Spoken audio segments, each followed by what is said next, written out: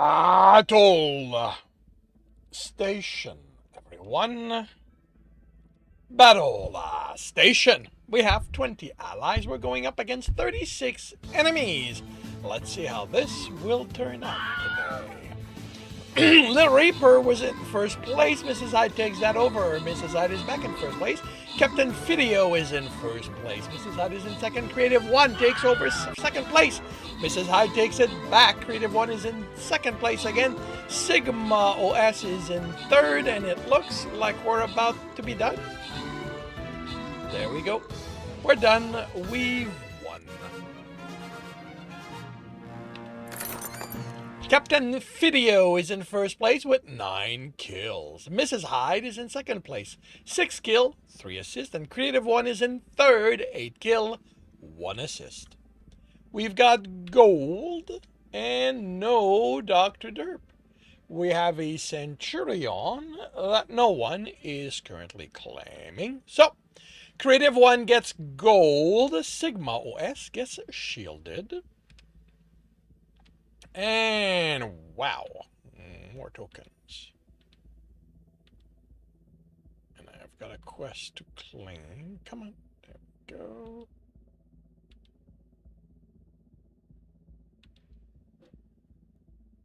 What do I need? Come on, kills. All right. Well, we are going up on against a boss, on a boss battle, and I need to put a necromancer down. I believe I still have one. Yep.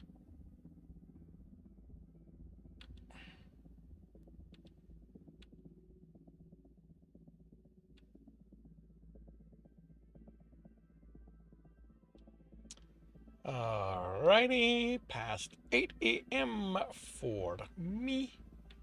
Let's grab this. And visit the shop, where flying rogues get purchased. I'm above 20k. I got a refresh.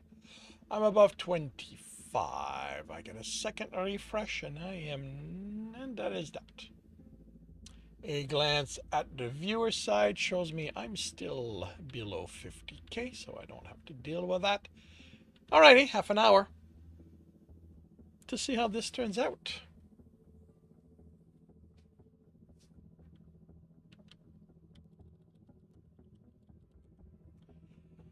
And good morning, everyone. Good morning and welcome to Tuesday. Second day of the work week for those of you who worked under that schedule. It's my first day out of 2. But, you know, because it was a holiday today and I'm going to be in the hospital Thursday and Friday.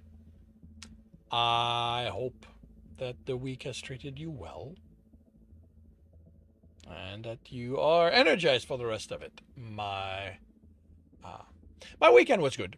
Lots of gaming. Lots of satisfactory. And otherwise, nice and quiet. Which is how I like things. Yeah. So, today, being Tuesday, is Read and Corrects. For those who are new to that, these are when I read chapters from my books and correct them as I go. I record these readings, so while that's happening, I'll be ignoring the chat. Anything mentioned during the chat, I will address afterwards. So, to avoid, oh yeah, and if a reading runs long, the stream radio battle will be delayed. To avoid that happening, I will start now by confirming the microphone is on, turning off desktop audio. I will confirm I'm on the correct screen. I have the correct image up, yes. For many of you, this will be a new image. I decided to move away from AI imaging. So this was my best work with DAZ 3D. I am starting the recording, and I will see you all on the other side. Welcome back to another reading and correcting with me, Kindar. the tiger writes, and Ty, the tiger's supervisor. These are where I read a chapter from one of my stories and correct it as I go. If you want to listen to these live, it's every Tuesday morning, 8 a.m. Eastern Time on Twitch. And if you are looking to support me, that is on my Patreon. Today we are doing chapter 30 of The Captain's Heart. Cursor. He brought up the feed from the engineering eatery again. Jeremy looked to be fine. He was talking with Calcerians. There was clearly translating happening, but he looked at ease. Maybe Queric had misread what had happened. Although Turok's report about Jeremy having been ordered to return to work by his commander seemed to support the ambassador's worry. Is it the ambassador's worries? Maybe Jeremy had worked it out. Maybe him being on the ship, away from those influencing how he felt, was good for him. Maybe he should see about keeping him here, where he'd be safe. Against his will? Was Galgadron so desperate that he'd abduct Jeremy? It was people meddling. He had to trust that the gods were better at it, even if he felt like screaming at them for letting this happen. He shut down the feed and returned to reading reports. He had work to do. He needed to focus on that instead of worrying. He looked at the sandy fur mailed in the regeneration tube. Did they tell you anything? He asked the unconscious male. When they caused this to you so I'd meet my heart, did they have the decency to tell you why you had to go through this? I'm not aware the God speaks to any but the seers, the doctor said, her tone forcefully neutral. They did this to him. An explanation is the least they owe him. Then maybe he'll tell you when he wakes. Any idea when that'll happen? Her expression clouded over. No. He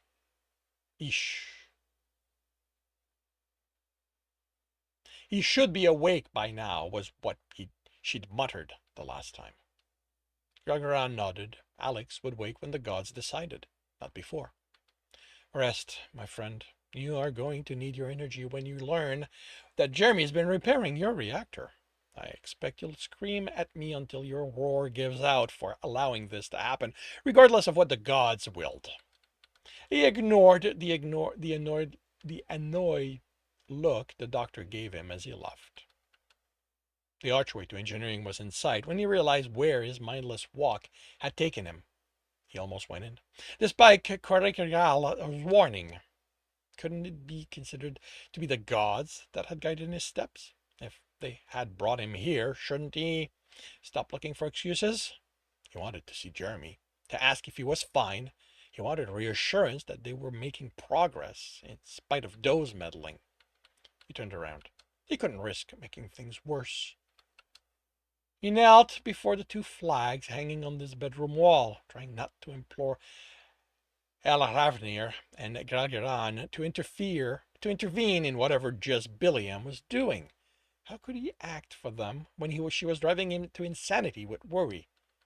Tom placed a hand on his, kneeling at his side. He's going to be fine. They are looking after him. He turned his hand and grasped Tom's, holding it tight, trying to pull some of his friend's confidence into him. He was better at sitting back, studying the unknown and waiting to see what came from it. Part of what made him such a good pilot. Gralgaran always did better with clear goals. He could wait when he saw the progress. He could deal with the unknown when he was actively working against it. These times of waiting for that unknown to reveal itself to him, those he could do without. Update, he declared as he stepped onto the bridge.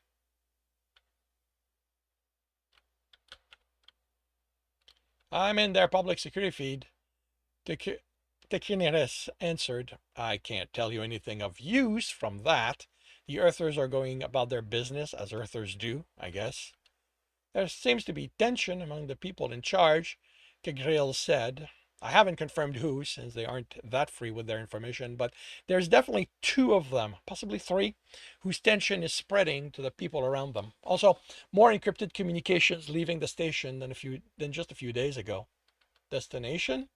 unknown alpha. But if I was to guess, wherever their superiors are,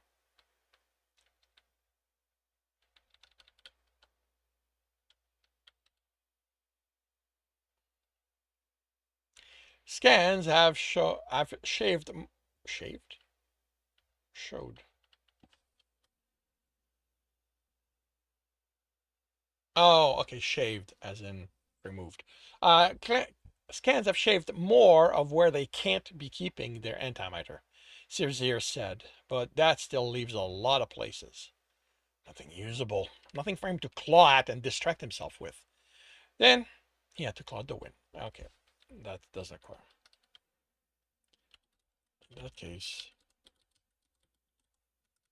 In that case, he had to claw at the wind. All right, I want theories. If the Earthers have more antimatter than they reported, how are they getting it? There's the usual way. Naertilis said they're producing it. Then why lie about it? Kigdale replied. The Federation doesn't dictate how little or how much they can make, just the quantities they are allowed to import from other species. How can we determine if they are producing more than they are reporting? Kerguelen asked. It's possible the treaty they agreed to wasn't clear as to what the limitations were, and they don't want to risk being rejected. Then sticking to the rules should be how they go about it, Caesar said.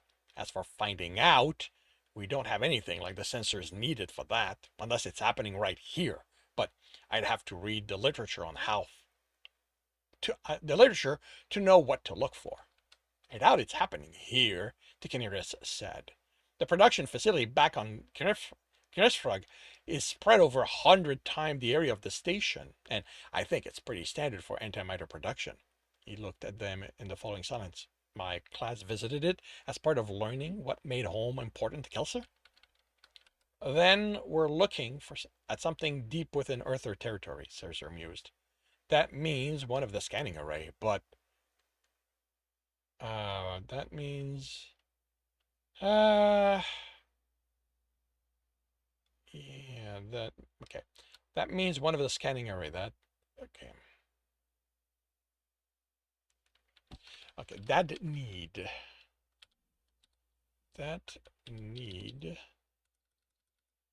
that need one of the scanning arrays. But they'd have to have been producing for well over 100 years for whatever a place like that emits to reach the closest one.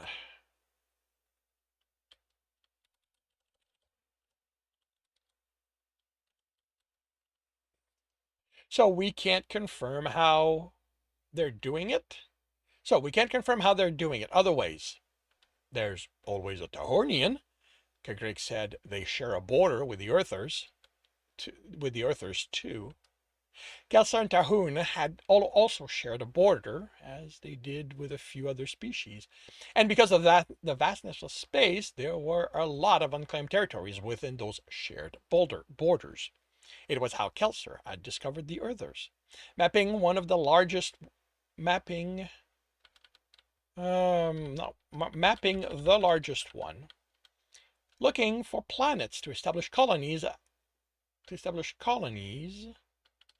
as justification for expanding their territories. Their territory is singular. How do we prove if they are violating the trade limits? If, Nahertilis asked with derision. Their production level should be on record, Tikaniris said. If you can trust those, Nahertilis said. It's the Tahornians, after all. Not to say they could be selling what they take from the ships they attack. From the ships, plural, they attack. Tikaniris said. Production is on record. You know what? I'm gonna make that Sarah.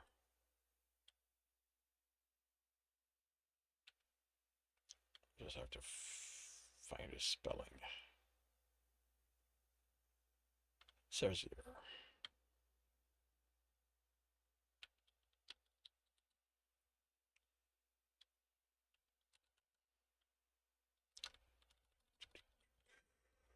Cersei said, how much do we keep for our reactors? For our reactors. A lot more than merchant ship would, Kikdale replied. The Earthers would still be willing to pay good money for more if they're going through as much as is suspected and aren't producing enough.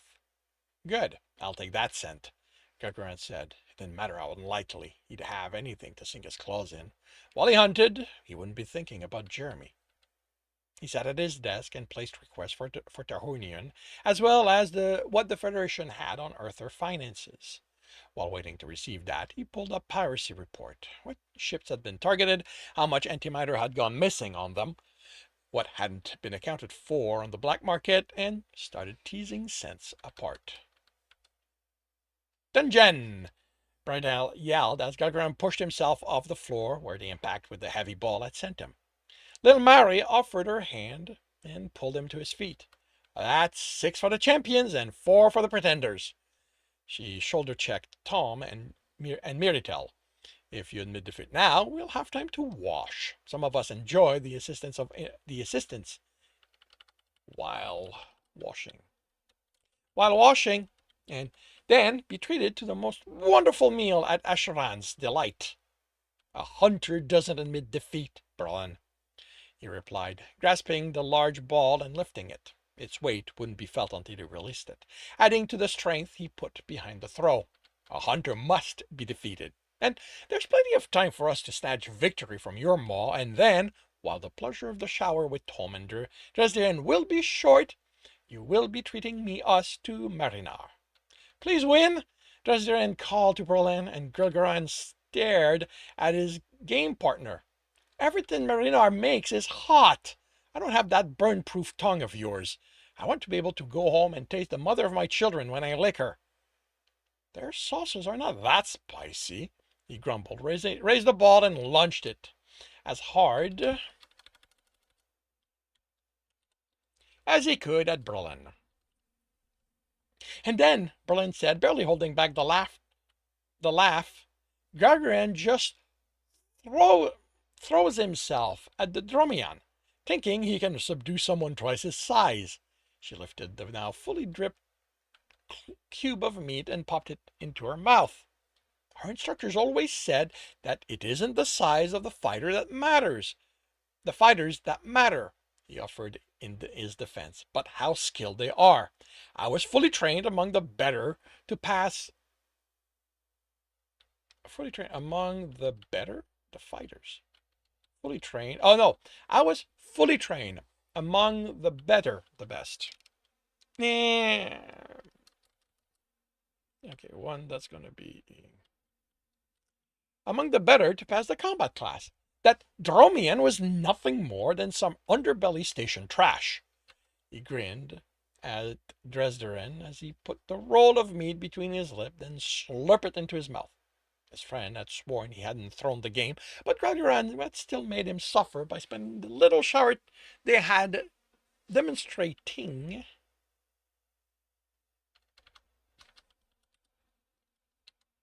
what he was missing on Tom.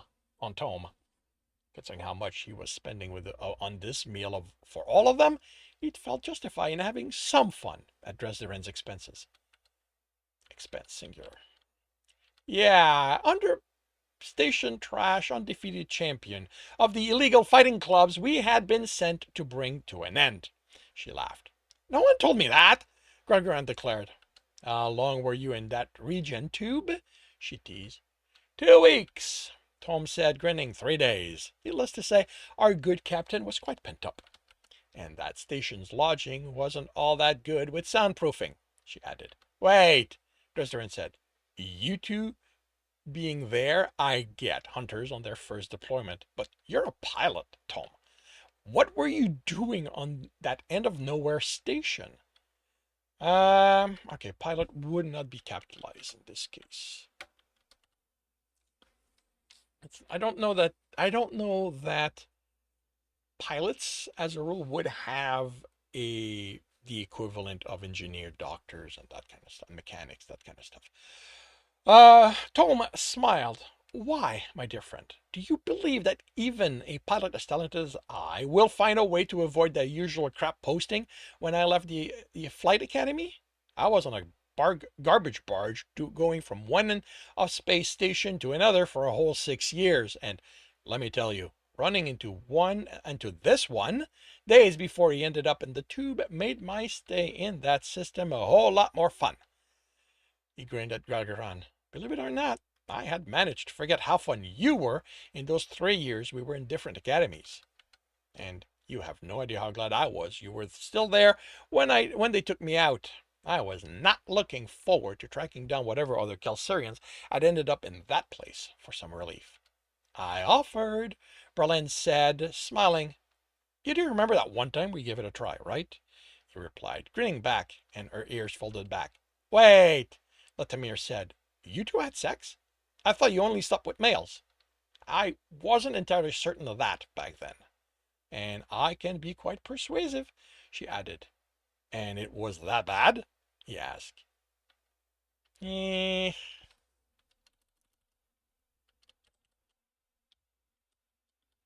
come back here. Littlemere asked. Unsatisfying is how I'd describe it. Gregran said, I'm glad I had the experience with a friend, but that confirmed females do nothing for me sexually. Littlemere looked at Berlin. Have you ever been with a partner who, no matter how willing they want to be, can't quite work up the energy to really put their all into it? Like he said, highly unsatisfying. At least the barracks had other people there, so we didn't have to stay with that memory for long. Gregran raised his glass of Therese. 2 lessons learned, friendship maintained, and built. The others, plural, raised their glasses to match, and they continued to enjoy the meal and company. And that concludes chapter 30 of The Captain's Heart.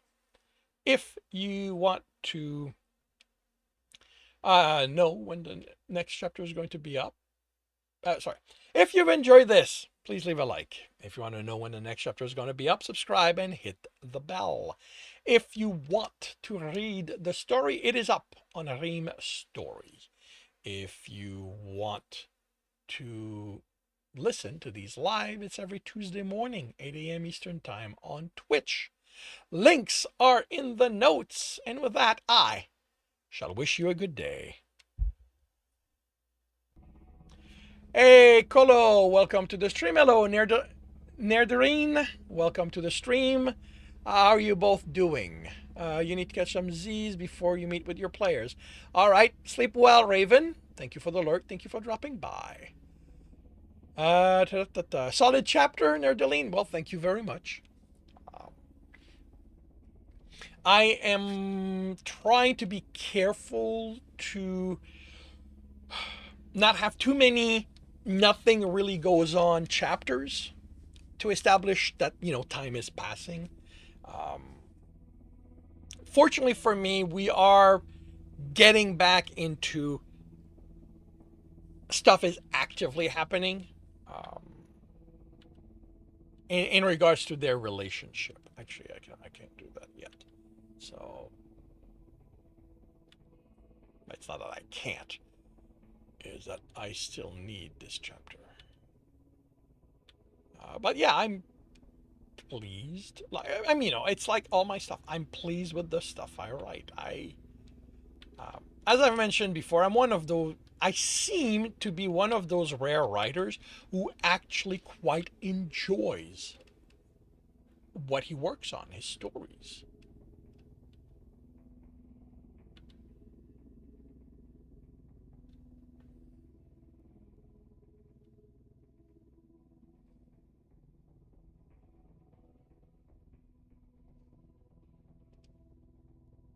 Oh yeah, writing is fun. Okay.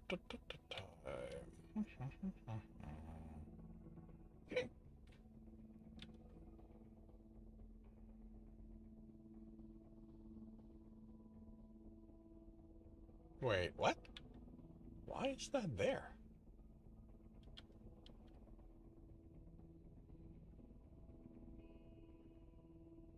Huh. I thought I had deleted the extra one. Oh, wait, no. That one deserves to be. This is the one I'm working on right now. Wait.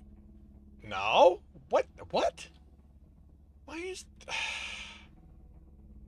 book 3, chapter 1? That's been posted here, right? Yeah, book 3. Oh, right, right. Right. Okay. I'm not posting those through this app.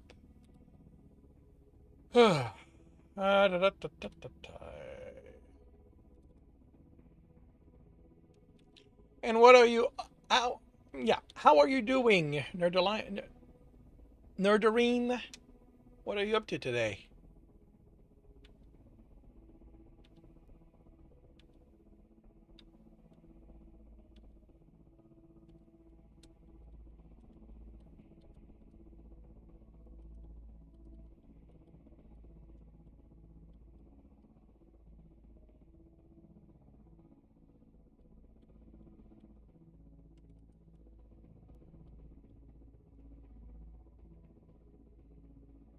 You're good. Heading for a run. All right. Cool. Have fun.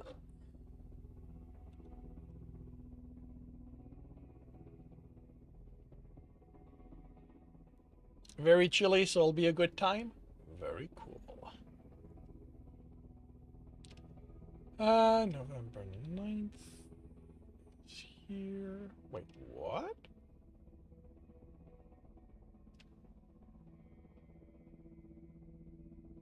Oh, right. Yes. Okay. This is a. Wait, no. Yes. Holy cow! Am I off? So November. Okay, so then that becomes Tuesday, the 12th.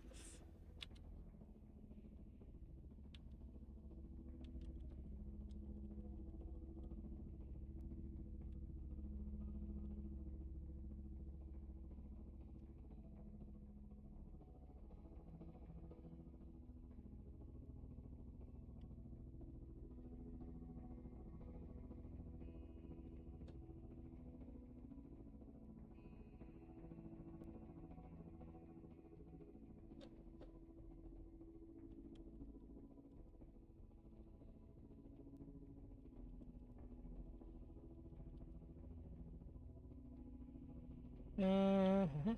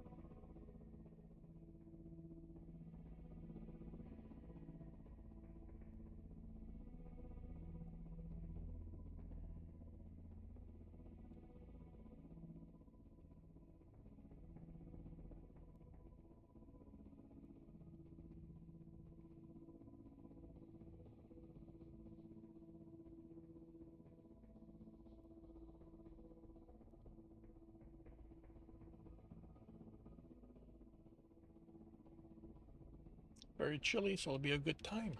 Nice. Da, da, da, da, da, da.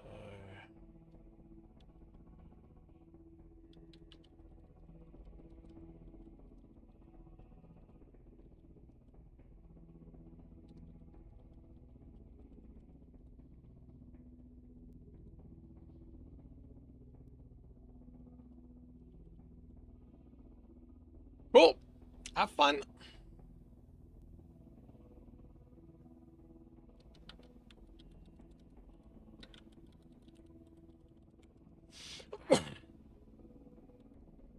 Oh, that's good.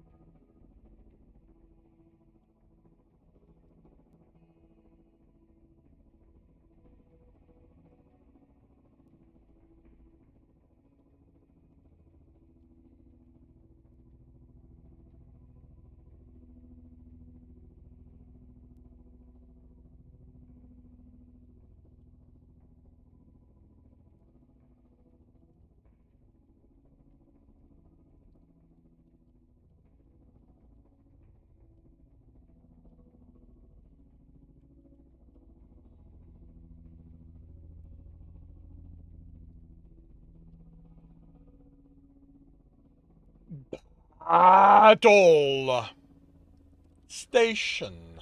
Everyone. Battle station. We have 39 allies. We're going up against 20 enemies. And we are off. Mrs. Hyde is in first place. The Violent Femme is in... Violent Femme... Yeah. Violent? That'd be an E. Unless they ran out of space.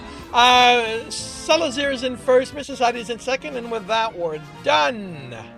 We've won. Salazar is in first place with 11 kills. Mrs. Hyde is in second place, 1 kill, 6 assists. Violent Femmes is in third, 7 assists. We have Musketeers and Centurions, neither of which are currently being claimed.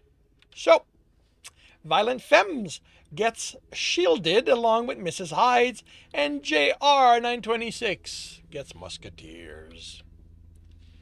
And we have cleared the map and move on to the next one, where we all take the high road so we can get the gold, the scroll, the skin, and the boss. We will not rage the boss today because today is a half day for me. So 11:30 is when I will end. I will possibly make that the last battle. We'll see. All right. Assist from buffing kills. Do I want to? Well,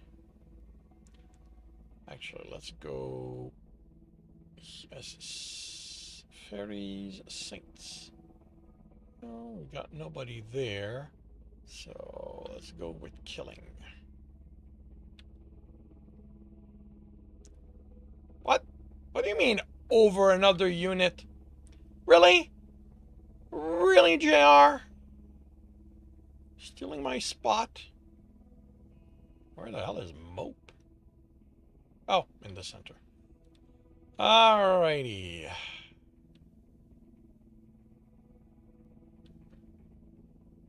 Half an hour to see how this turns out.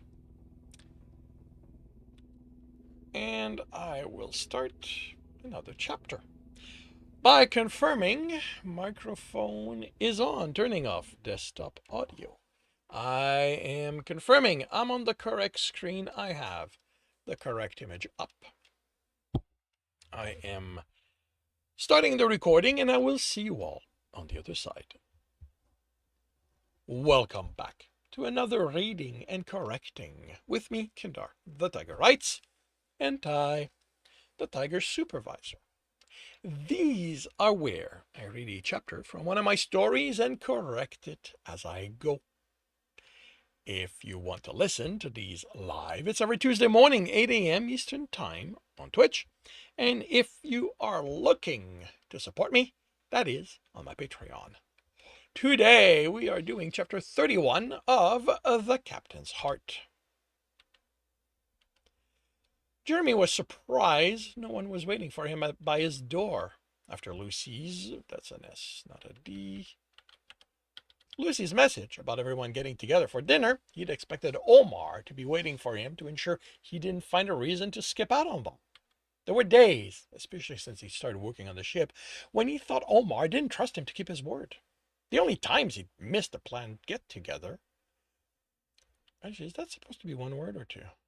Or let me rephrase that. Do you like it as one word? No, you don't. The only time he'd missed a planned get-together was when something urgent came up, and Jeremy didn't plan those. He exited the shower to a reminder from Omar about the meal. There was plenty of time left. The restaurant was busy and almost loud. He found his friends at a table near the back. No, in the back. Well, no, near the back, with a family celebrating a teen's birthday on one side. Why did that get there? On one side, and a group who looked to be from the command deck on the other. He was stuck at how easily humans mixed compared to Kelsarians.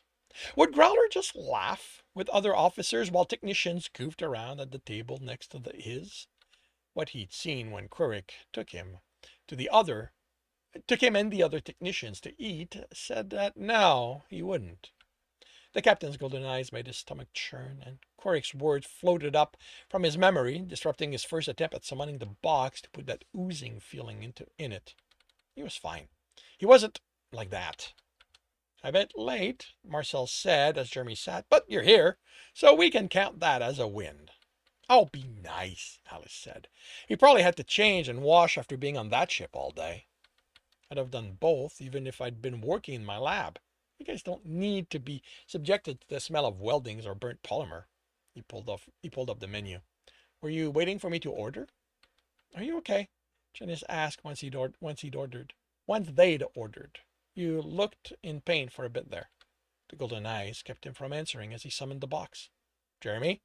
Omar asked. "I'm okay. To just the day's work hitting." The answer wouldn't fool his friend, but it kept him from insisting since it satisfied the others. He kept from thinking about the Kelsarians by catching up on what the others had been up to. It worked until Marcel mentioned the Kelsarians' ambassador had visited the Foon Design Lab.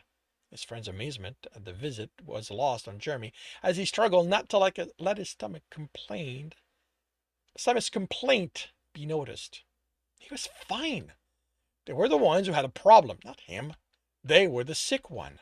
He shoved the worst of their discomfort in the box by the time Marcel finished speaking and nodded in appreciation with the others. Then the food arrived, and Jeremy took in the thick slab of meat on his plate, drenched in thick sauce and a mountain of roasted vegetables on the side. "Someone's been missing his vegetables, it seems," William said. "It's not like I had any when I had lunch on the ship." He looked up, vegetables stabbed on his fork in the silence. "What? You ate their food?"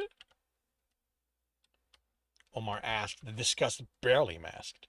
"Meat's meat, and I wasn't going to walk all the way here when there's a cafeteria a few corridors over." "How was it?" Janice asked, sounding odd. "Like I said, it was meat. They prepare them in different ways, but all relatively small so they can dip into balls of sauce. Instead of a plate like we have, they pick small ones of whatever meat they feel like eating, then whatever sauce they want with that. A lot of them had 6 or 7 different on each on their trays. They use their claws, so I had to use my fingers." His mind froze, and his hand tingled at the memory of the mechanic taking it.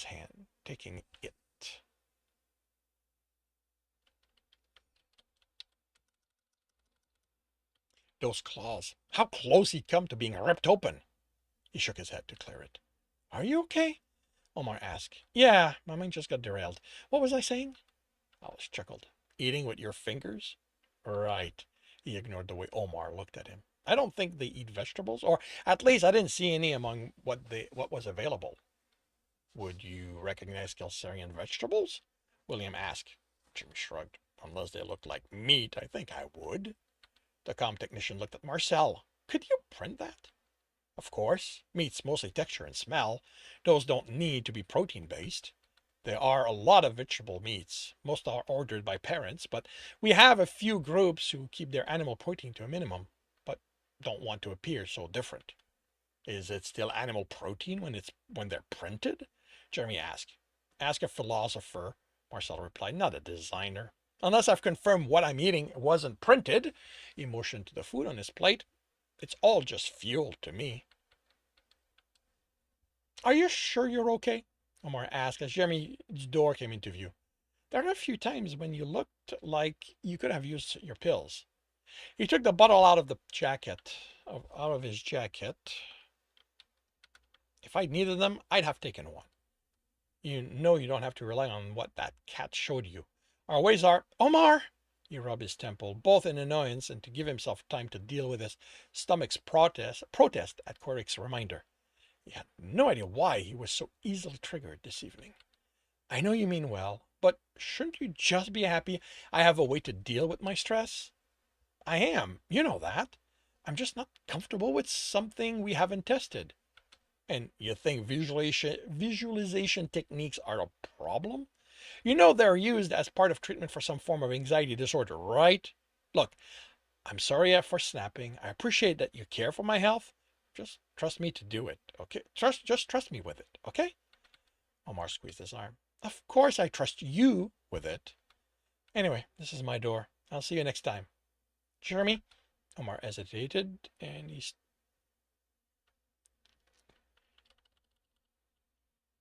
stood in the open doorway. You shouldn't spend so much time on on their ship among them. You go tell that to the commander, he replied instead of addressing where that was coming from. He stepped into his quarter fully, then closed the door. He looked at the mess and felt an irrational need to throw everything into the disposal system. That would deal with it once and for all. He summoned the box and threw that vibrating need in it. How did Omar have a problem with something that let him deal with every powerful emotion instead of just the pain in his stomach? The pain his stomach caused him. His drafting table displayed the message that the secrets he'd set had been printed, and thinking of them made him think of the reactor and then the engineering and the technicians playfully working. The sense of wrongness assaulted him so fast he was in the shower room expecting to throw up. What was going on? He hadn't felt that way when he'd been watching them work. He didn't know if they were like that, sick. He didn't even know what genders they were. They could be couples for all he knew. And even if they weren't, it wasn't his business. He could barely manifest the box at how wrong it felt to just suspect some of those people were around him. Some of those, I'm going to capitalize this. Some of those people were around him. When he could breathe again, he hurried out of his quarter, away from the oppression he felt in there. Maybe it was this mess, or the whole day, or Omar's. He had no idea what to call the way Omar was acting. It went beyond looking after his health. Whatever the reason, he didn't understand how he could feel so drastically different about what he'd seen on the ship. There was nothing wrong about any of it. He swallowed the pain and summoned the box, throwing all that ooze into it. He exited the lift and as it finally fit in, and he closed the box. Only then realizing he was on the deck that took him to the unused section of the station that led to the ship and Queric's quarters. He turned to call the lift back. Hadn't the ambassador said something hadn't the ambassador said something was being done to him? He'd also said Jeremy was sick, tried to make it sound like it was normal, like the sickness was normal. He threw the ooze in that box.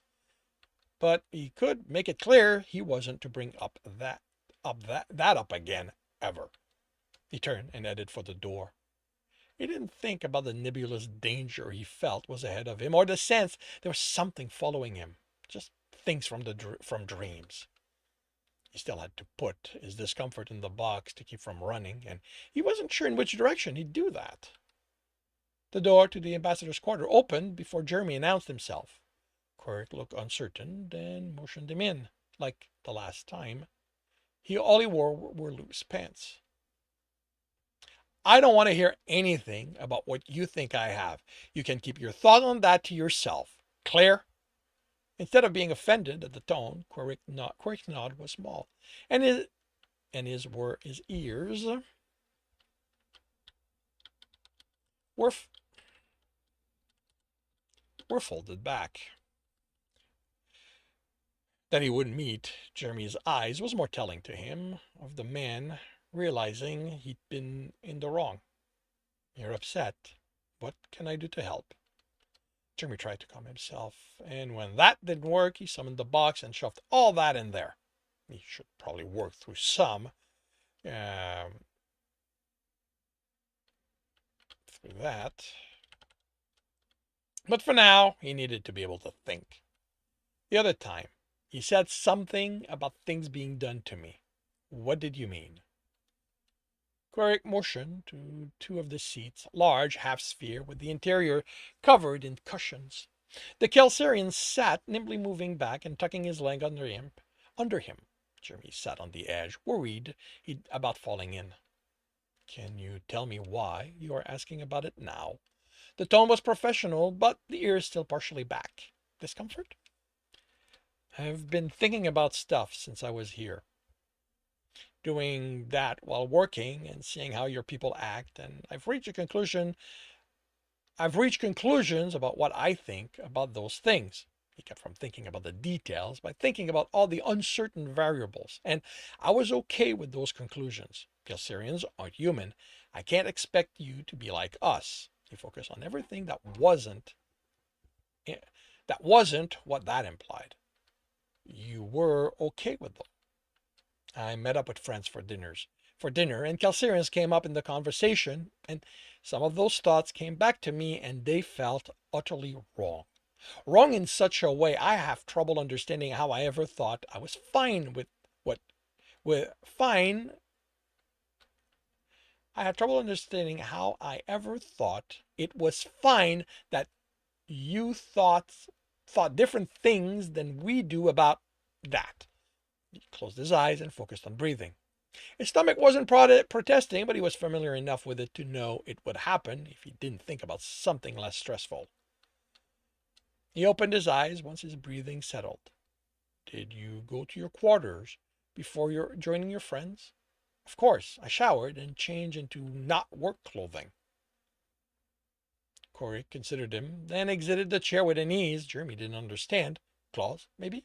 The way he'd folded his legs had let him push, and then he'd avoided falling on his face by the Kelsarian returned, holding a cube slightly larger than his palm.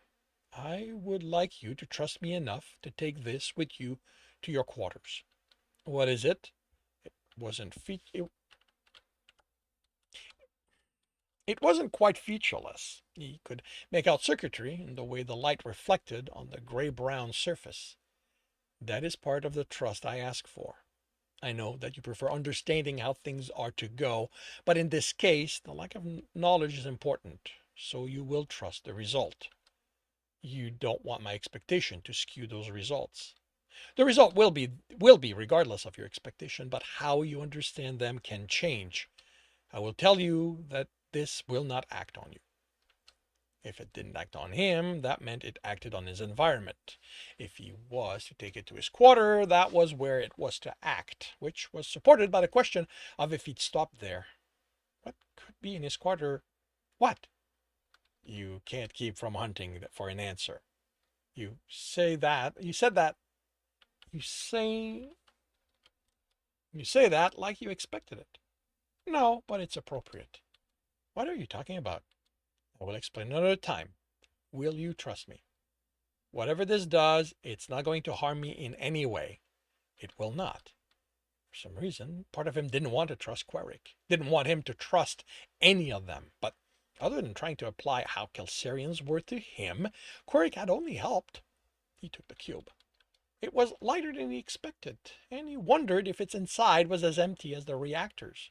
That Kelsarians' need for comfort carrying to something they'd never step into.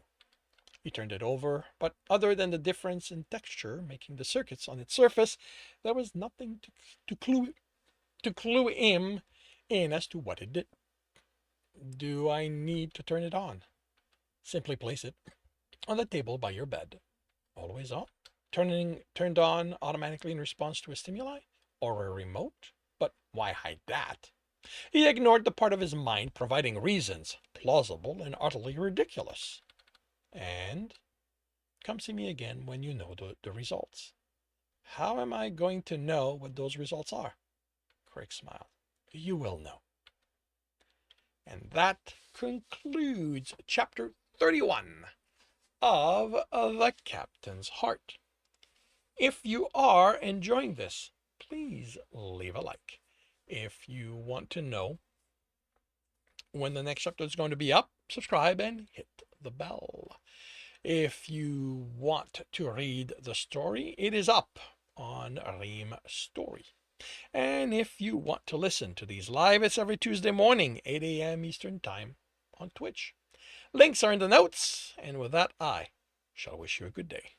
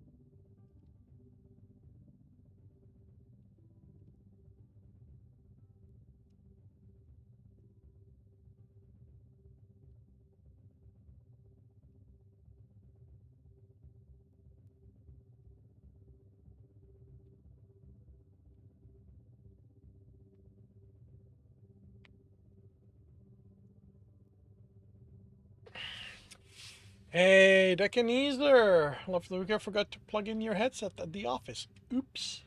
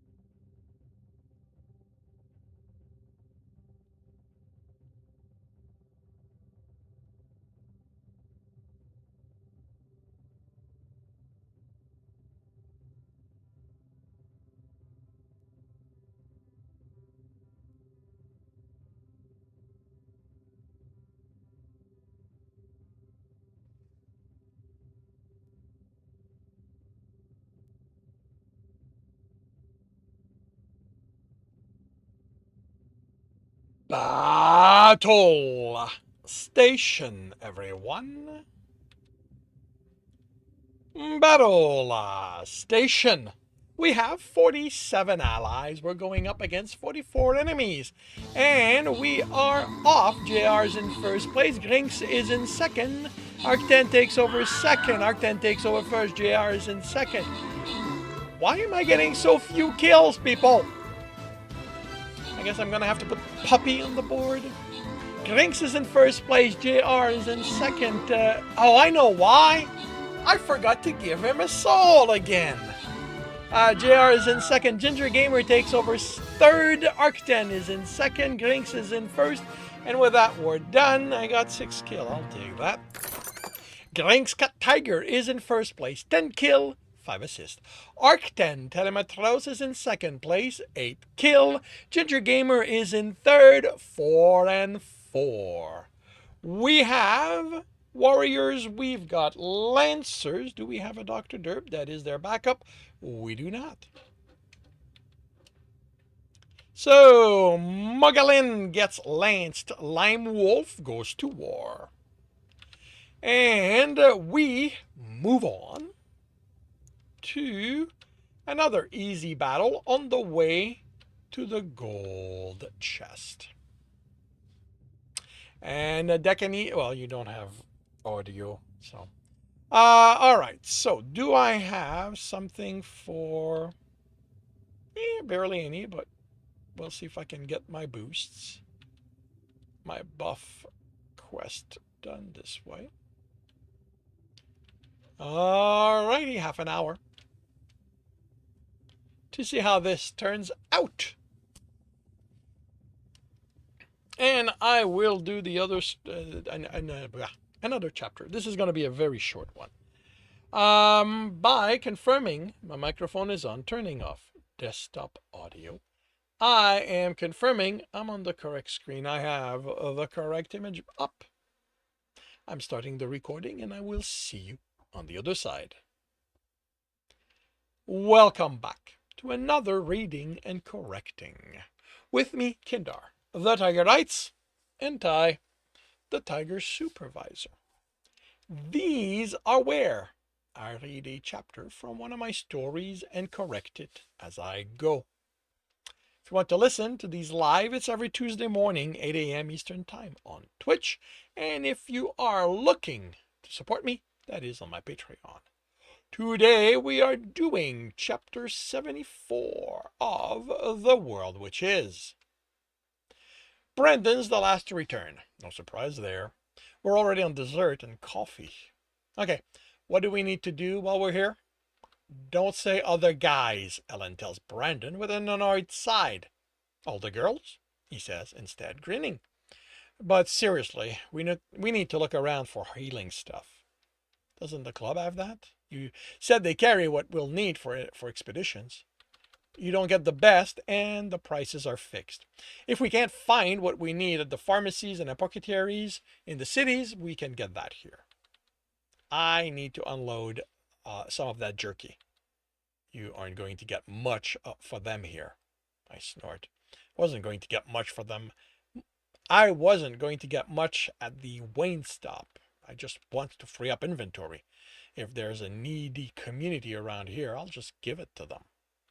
Does a city like this have needy communities? Silver asks. Don't let the beauty fool you, Ellen replies. There's always people in need. Some cities just hide it better. I'm surprised at the bitterness in her tone. But Indianapolis doesn't hide it, Brendan says. We just aren't close to that part of the city. It's at the western edge, if you need to know, and it isn't a nice place to visit. How bad compared to Detroit? He snorts his drink, then glares at me as if I'd known he'd react like that. Walk in the park compared to there. But that doesn't mean you want to just wander in expecting hugs. Offer for sex? We've got plenty of those. Hugs? They'll probably have a knife ready. Then I see if any of the shops are willing to buy the jerky. If not, we see who we need to talk to about getting it there. Not going to just wander off, do everything you can to fix our lives? He asks so innocently, I grind my teeth. No. At the very least, it's going to be the two of us, and you're going to keep me from running after every cry of pain we hear. So I need a chain. I need to get a chain and to leash you with. Got it. Be serious, Brendan. But I'd prefer if we stuck together. Safety in numbers and all that. I need to do some shopping, Ellen says.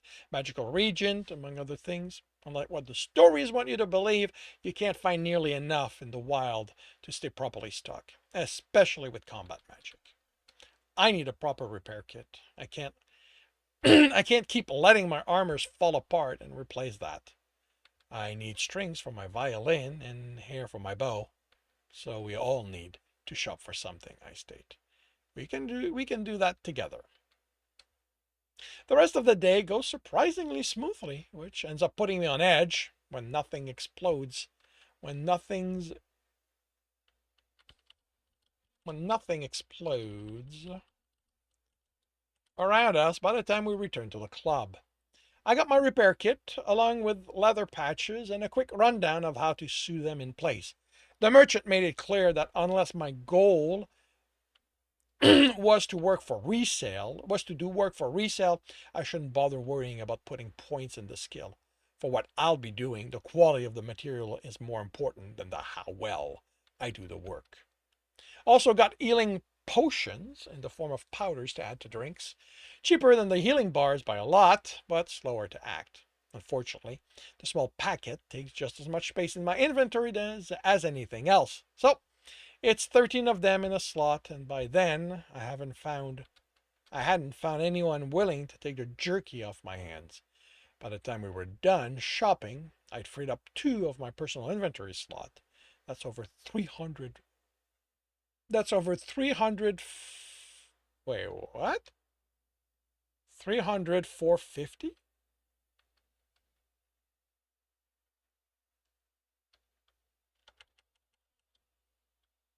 Okay, I don't know where. That's over $350, but I still have 6 slot full. Can't not believe how much I've accumulated over months of practicing butchering and making jerky. If I didn't go along with training, if it didn't go along with training my archery, I'd slow down my hunting. I'd slow my hunting down to when we need the food. Silver got a replacement for the price of an hour of playing. I'm pretty sure the merchant made well over what they're worth from getting those watching to give money, but Silver had fun. Ellen got a regent as well as a few sets of clothing. For the road, she said. I can't believe that after all this travel, she still prefers style over solidly made clothes. At least the fabric these are made out is tougher. I don't even want to think about how Brandon paid for his stuff. A few set of clothing, healing powder, cooking spices, and almost certainly other stuff he doesn't want me to know about. I'm just happy he told me when he was stepping away to negotiate with someone about something when he did so. Mr. McLeod, the barkeep, possibly club owner, calls. Um, when I enter, yeah, we're back to. May I have a word? I scan the room looking for trouble, but no one seems to be paying us attention. Relax. Brendan whispers. You remember, you can't do anything unless you've broken the rules. He fixes his gaze on me. You haven't broken the rules, have you? Would I even know? What I remember of what I've been told of them amounts to don't cause trouble. But there's no way that's all there is. Still, as far as I can tell, I haven't done anything wrong, unless he's going to complain about not putting the wet towel where they went. There was no basket, so I just folded them on the end of the bench. The man watches me as I step to the bar, and I can't read his expression. It's been brought to my attention you're looking to unload jerky. How much are you looking to get for a couple of trains? I have to lean against the bar as the tension leaves, and he looks surprised. If you have $30, I finally say I'll give you a full stack from my personal inventory. He raises an eyebrow, then a window appears between us. Charles Gold is offering to trade with you. They are offering $30. What are you offering? I move a stack of jerky to the window, and a second later it vanishes, and I have an extra $30. I have more if you want a lot more. I don't have that much use for it. It's just something that's good to have around for emergencies. And those don't happen often? Not if you're planning your expeditions carefully. But it's surprising how many rookie explorers put food as the last thing on their to-do list and barely have any money left by then. Jerky I've gotten for cheap is something I don't mind being generous with. Well, if you need more before I leave, I have stacks of them. Probably going to be giving. Actually, Brendan tells me there's a poor area on the west side of the city. What can you tell me about it? Immigration town is what we call it. Started up as a tent town for people waiting to be processed into the city, but as more and more showed up and the city no longer expanded as quickly, it sort of became a permanent settlement. It's outside the city, but close enough the wilderness level's barely noticeable, so it's safe. But the city doesn't officially regulate what takes place there, so it's not the safest area. He chuckles. But nothing like Detroit, from what I hear. So they can use the food? I'm sure they can. And they aren't going to stab me in the back for being generous? I can't promise you that. Just like I can't promise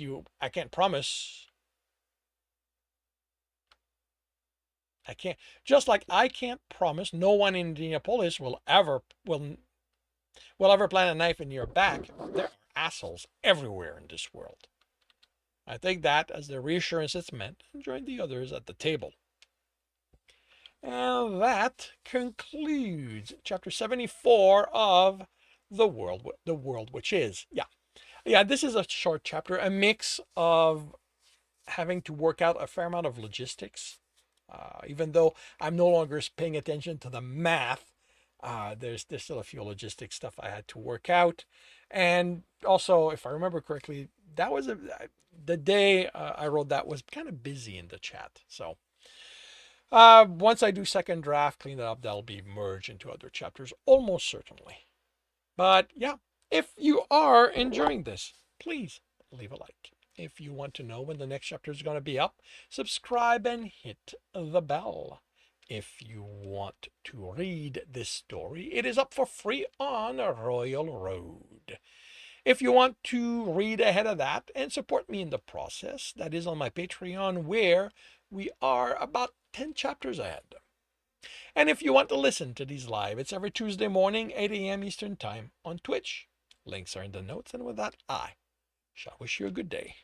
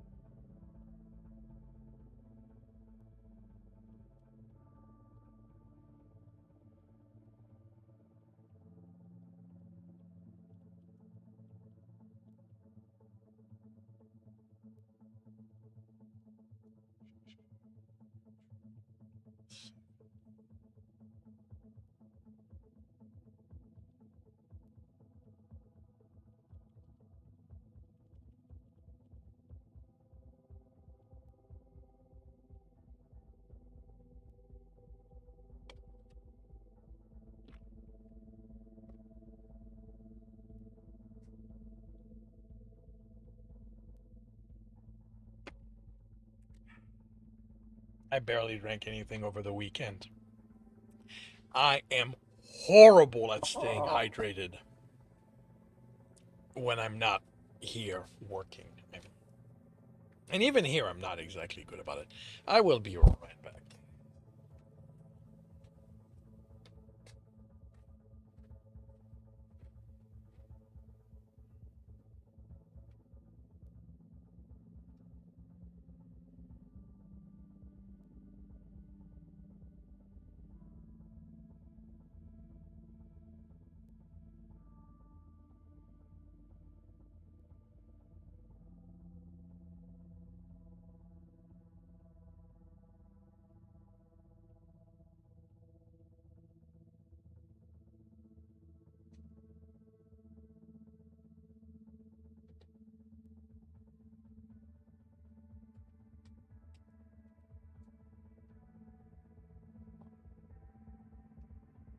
All right.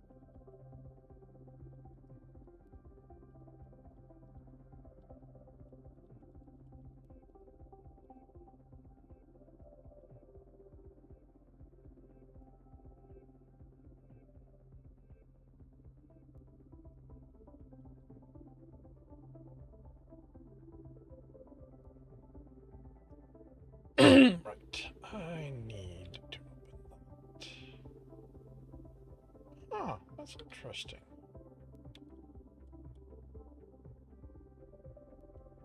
You want to bring this up under the Sim tab window.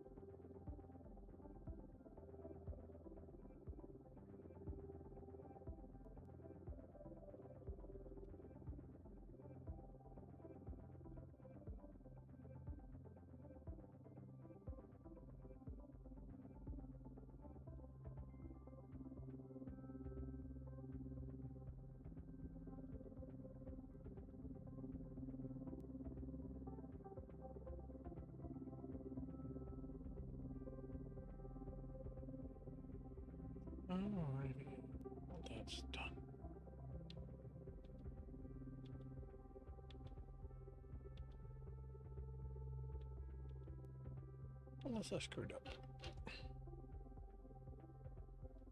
Which is always a possibility.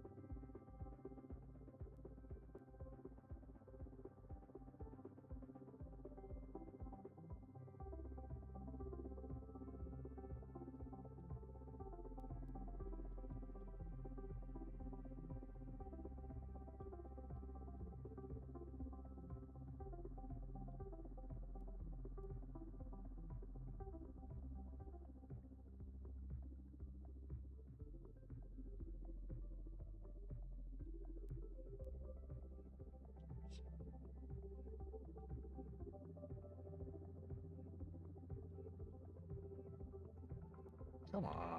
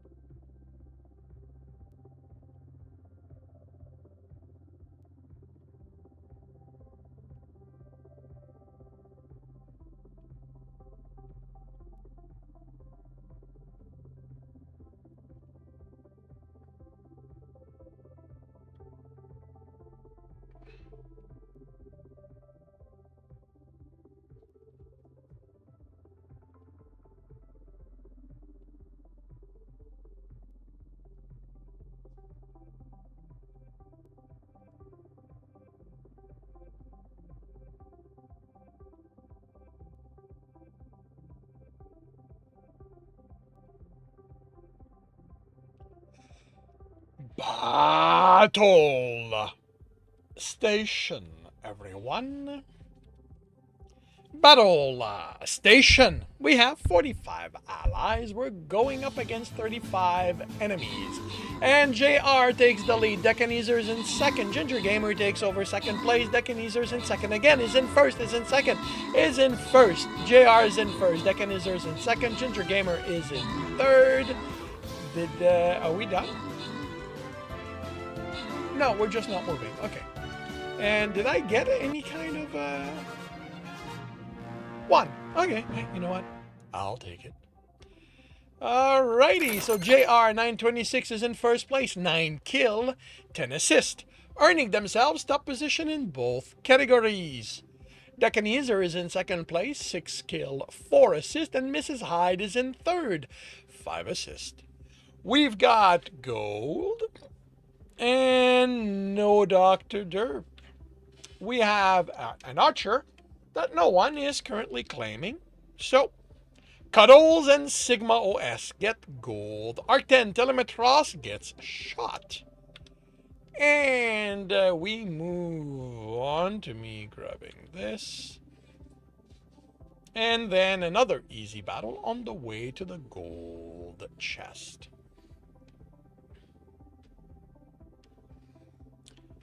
And revealed over time. Okay, well, putting in a soul.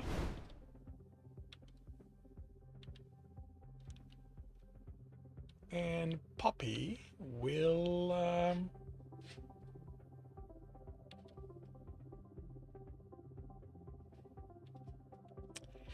go out for a walk. And in half an hour, we will see how this turns out.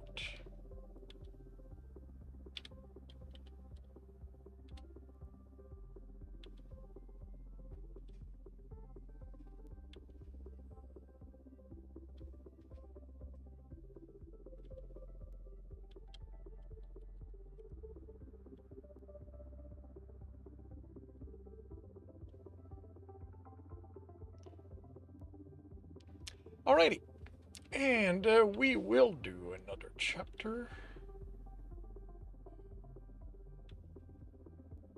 Let me check something here real quick.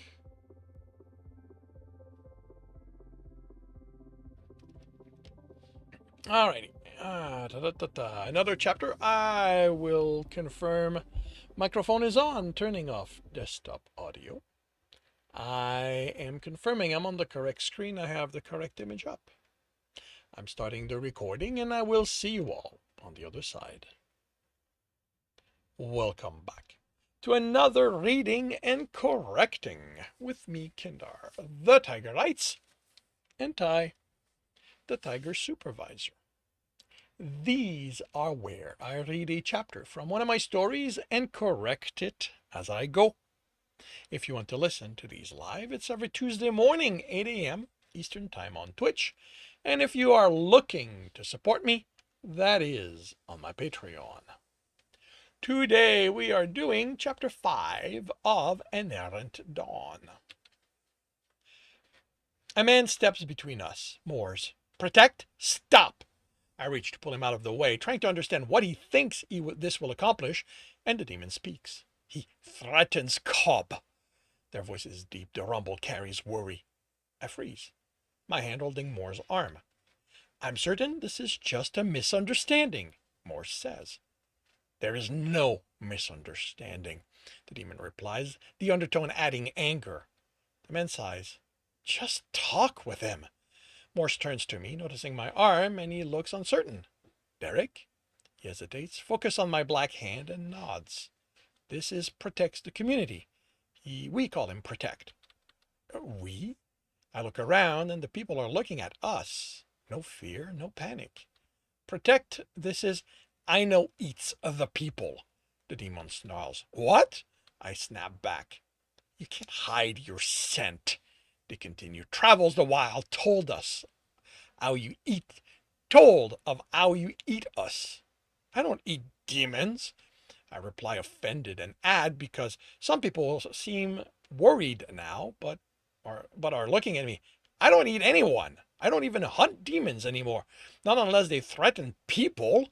I motioned to the group of children, smaller now, searching for the demon cub. It ran off, I think, but then I see its head poking out from under one of the older boy's arm, looking at us, at me.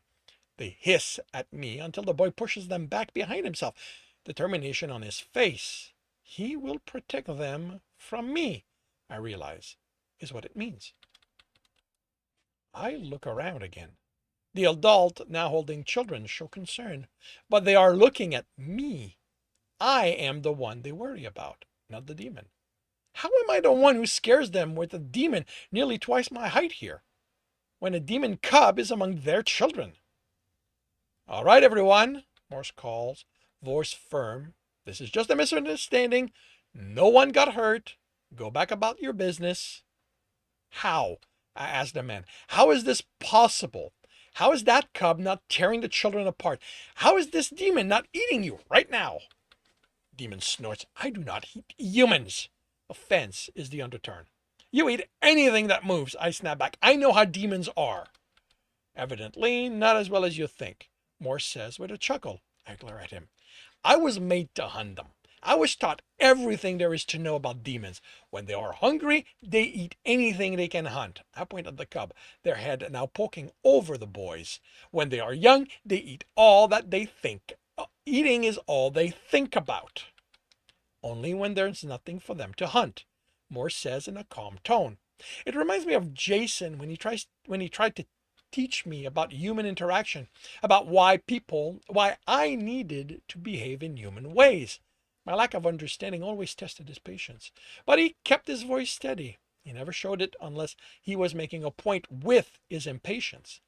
There are a lot of animals in the forest, he continued. Some are dangerous enough to even protect a good hunt. Cub, the man hesitates, looking at the children. Finley, when did Cub eat last? The boy standing before the cub, his arm crossed over his chest now, shrugs. I don't know. The cub moves, and the boy Finley moves with them. He tries to block their view of me. The demon's little red eyes glare at me before the boy blocks it. More sighs. It's everyone's job to keep track. You know how excitable Cub gets when he starts to become hungry. Take him to the pens. He turns at me. At their age, Cub can go an hour between eating. They're basically a large dog during that time, with claws that can tear a child apart, I point out, watching Finley grab the demon by the nape and pull them away. The cub snarls, pulls, and protests, but they don't fight back. They don't attack. I take it you've never had a large dog. Morse smiles. Even a pet can injure you if you're not careful around them. Jason was worried I'd eat it, I answer. Jason had brought me one in my first month of life, called it Caroline, and after sniffing it, I asked if he was going to teach me how to hunt it. He took the dog away and never brought another back. You'd eat a pet? Moore's expression is odd, curiosity mixed with disbelief. I didn't know what a pet was. If it was with a human, I wouldn't eat it. My explanation doesn't comfort him. They don't give me a good enough hunt to make it worthwhile. So you are part demon. I suspected because of how the black skin on your right side is and its texture, but I wasn't certain. I put my right hand in my pocket, hide it from view. Oh, why do you let this demon herd you? We aren't protects herd, Moore's replies, and the demon protect Rumble's annoyance, or his community. Family, the demon says. The concept doesn't translate well, Moore's adds. The rumble speaks of belonging, caring, keeping safe. It reminds me of how Claus feels about me. I watch the demon. I don't know if they can lie through their roar and rumbles, if they even feel a need to lie through them, since humans can't sense them. I still have difficulty believing this demon, this elder demon, cares for humans. Their gaze is fixed on me. They wait for me to act. I can count on one hand the number of times a demon waited for me to do the first move. It's still unnerving. You call yourself the people?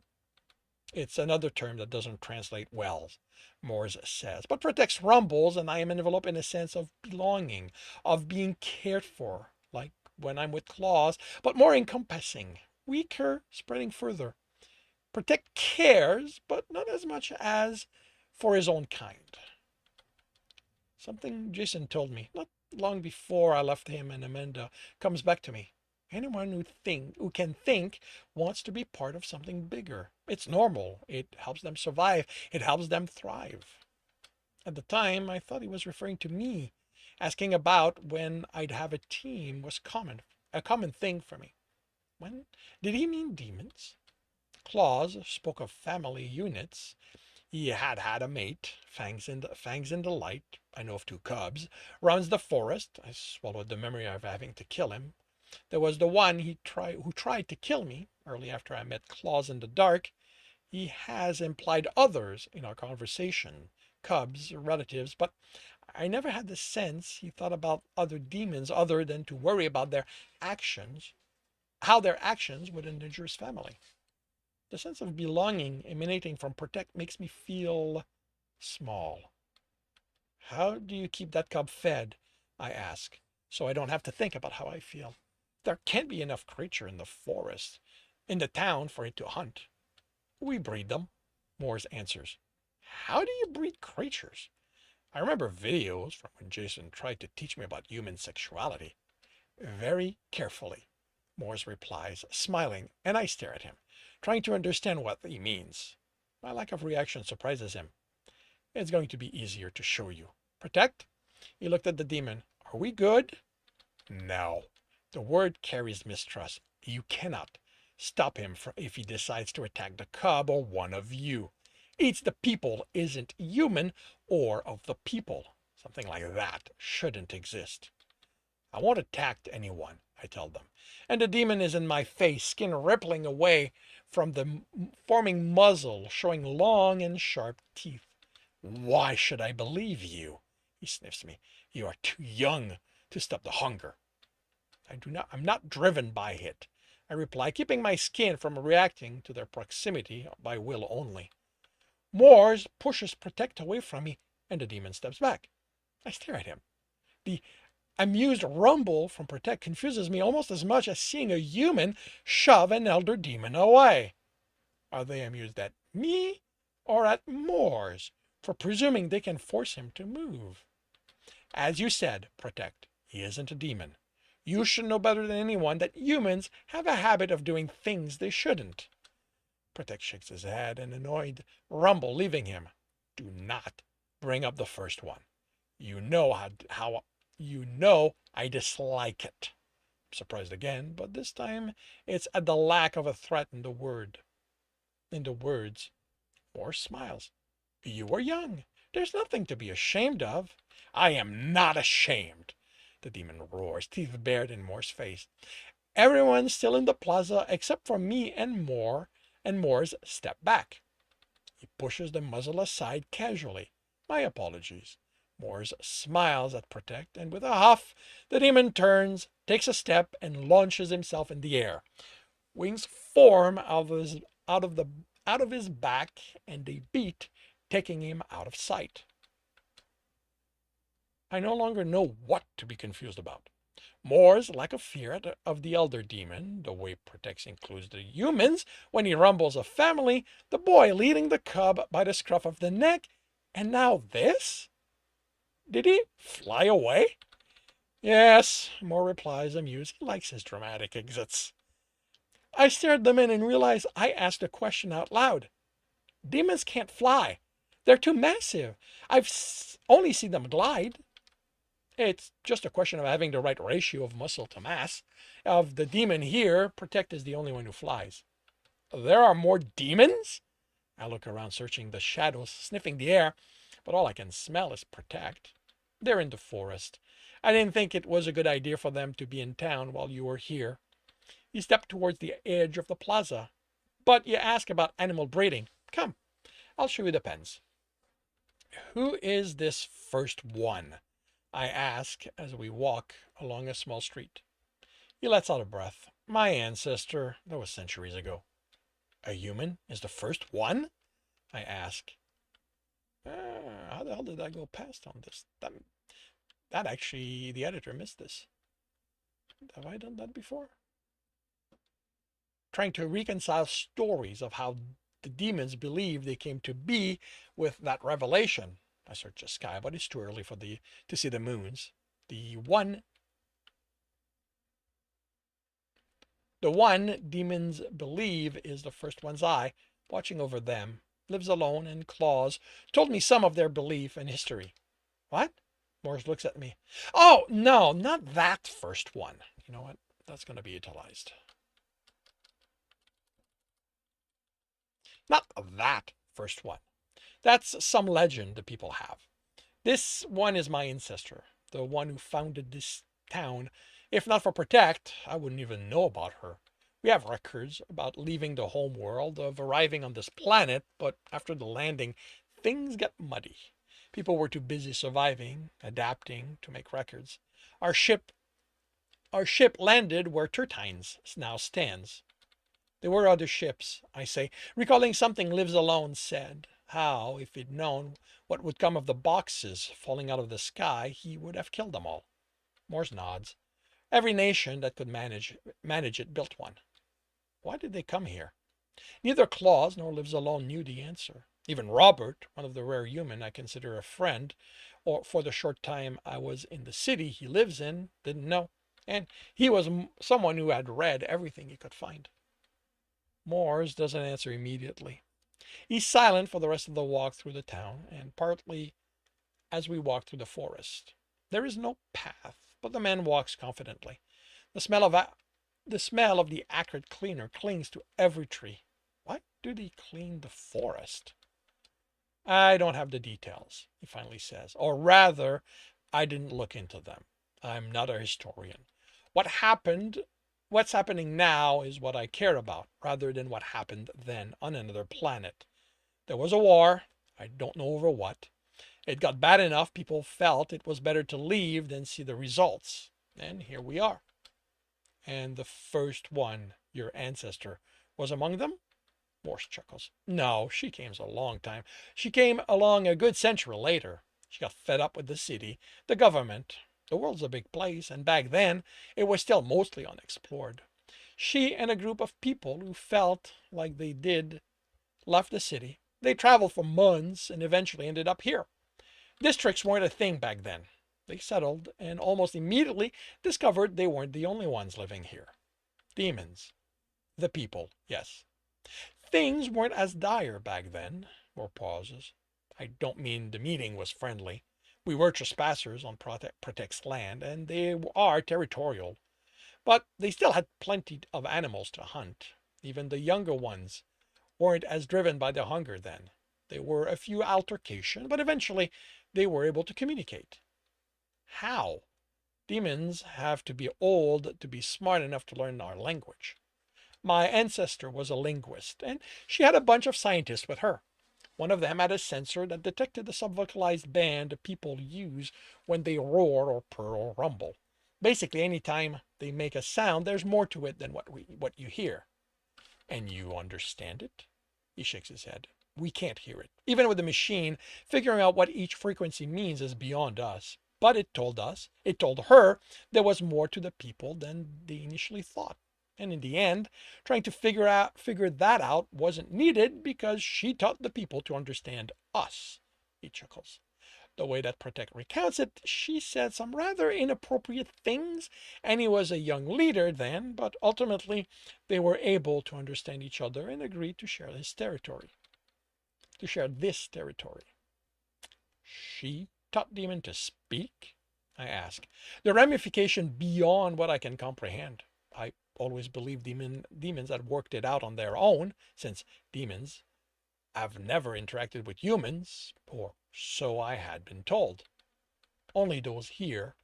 He pauses again. But the people do travel, so it's possible one of them here laughed and taught others. It's much more likely other scientists worked out how to communicate with their local group.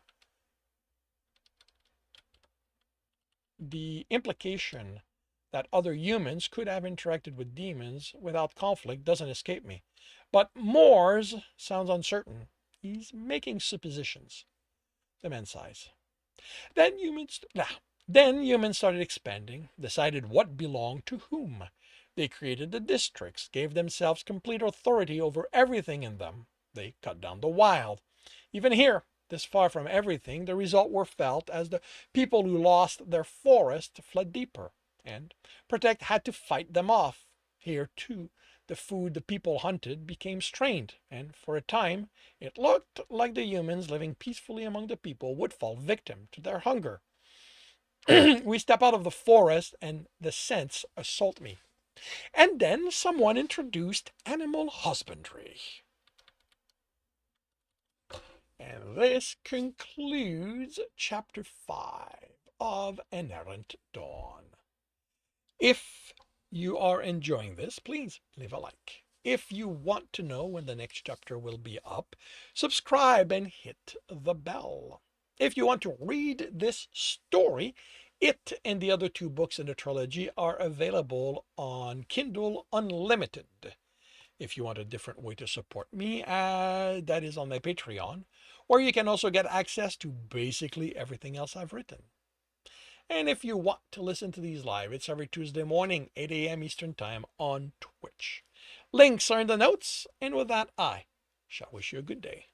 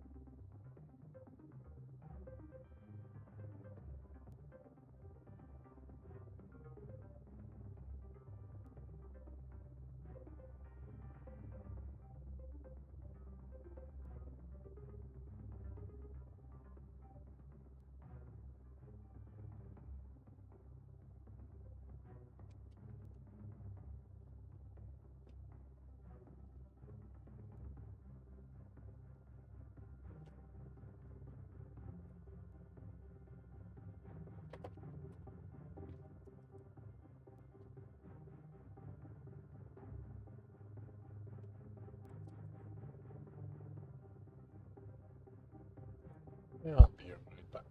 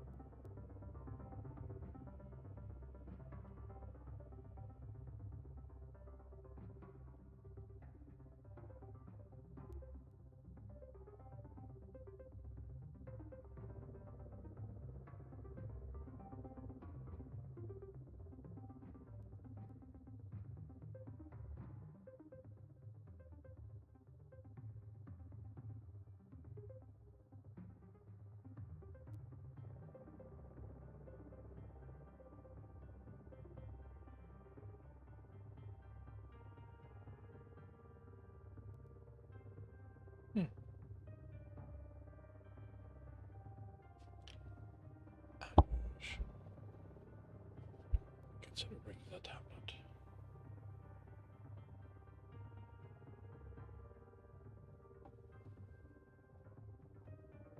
I mean,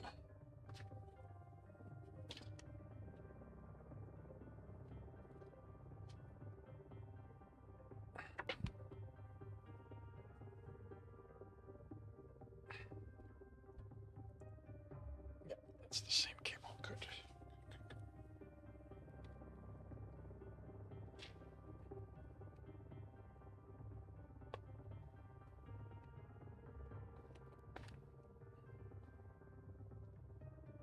But yeah, bringing that's going to make reading a lot easier.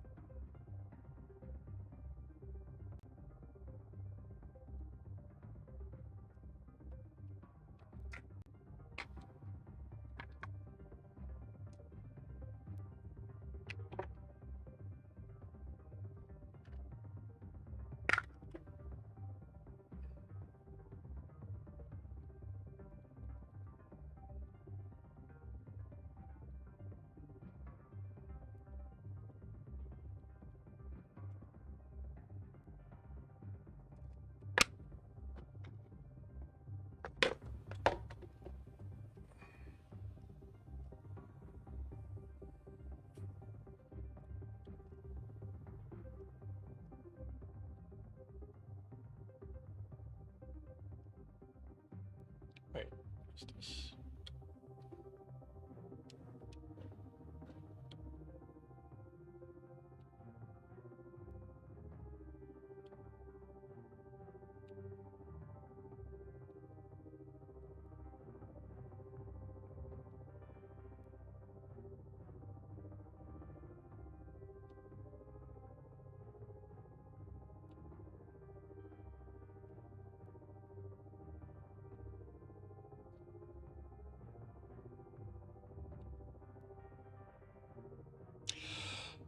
Battle Station, everyone.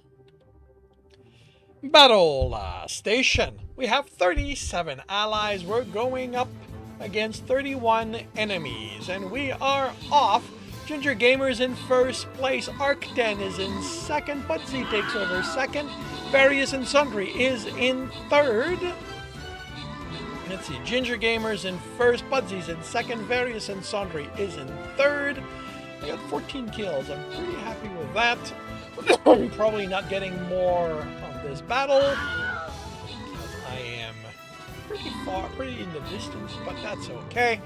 Yeah, looks like we're done. We've won. Oh, I killed 3 armors in the process. Very cool. Alrighty. Ginger Gamer is in first place, 10 assists. Decanizer made it to second place, 3 kill, 1 assist. Pudsy Hookman is in third with 3 kills.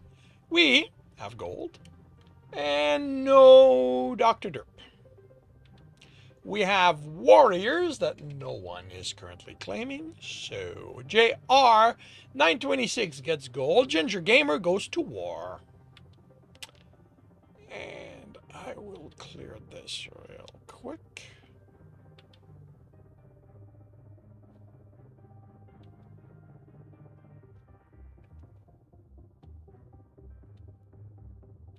And we go on to a moderate battle on the way before the gold chest.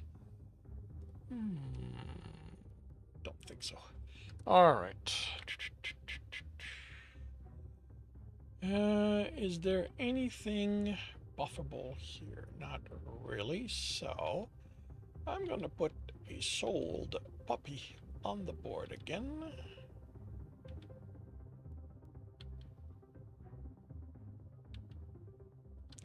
And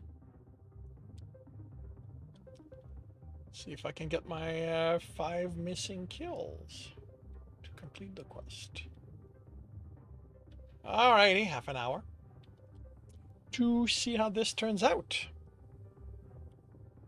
And I will proceed with another chapter by confirming the microphone is on, turning off desktop audio. I will confirm I'm on the correct screen. I have the correct image up. Let me make that. I'm starting the recording and I will see you all on the other side. Welcome back to another reading and correcting with me, Kindar, the Tiger Writes, and Ty, the Tiger Supervisor.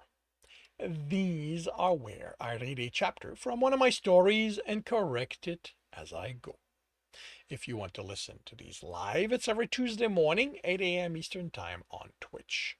And if you want to support me, that is on my Patreon. Today, we are doing Chapter 6 of An Errant Dawn. The forest is still around us, but the clearing is enormous.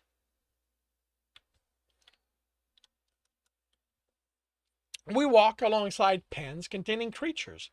I recognize some from my travels, my hunt, the larger ones mostly. Others are foreign. Each pen contains 20 or more of one kind of creature, and is large enough that they can run. What are they? I point to 6-legged creatures in a pen. They have short necks, long legs, and thick bodies with coating of green-gray down. They run the periphery of the pens. Protects calls them fast runner. We call them horses because they resemble an animal of that name back on the homeworld. He points to another pen. We raise a variety of animals, each better suited to each hunting age. What do you feed them? Each pen has a trough creatures can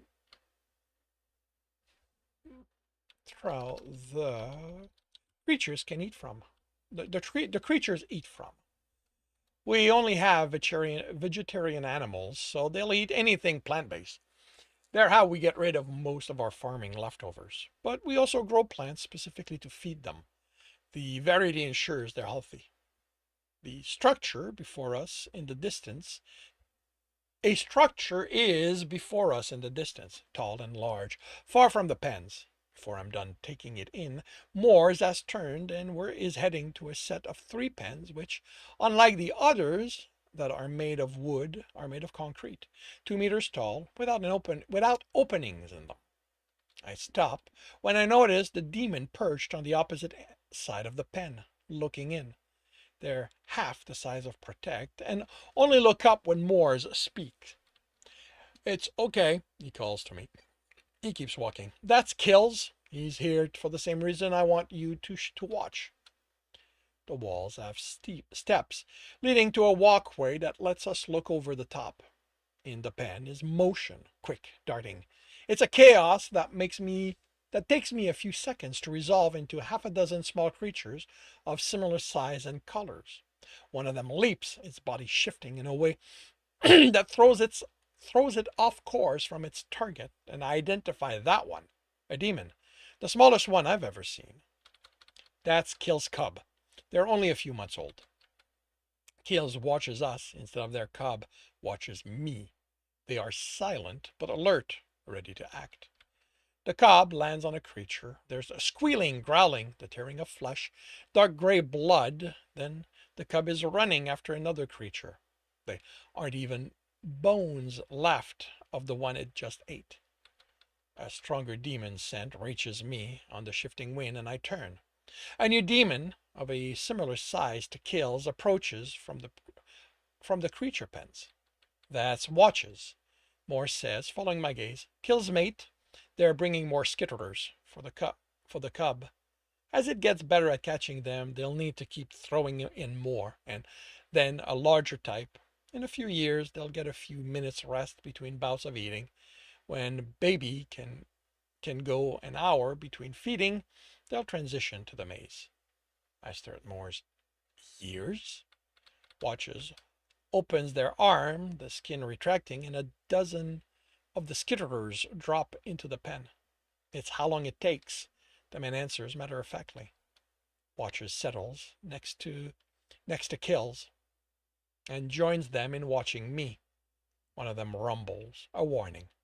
Moores leads me away, and ones were what I think is far enough. I look over my shoulder. Kills and Watches are looking into the pen, leaning against one another.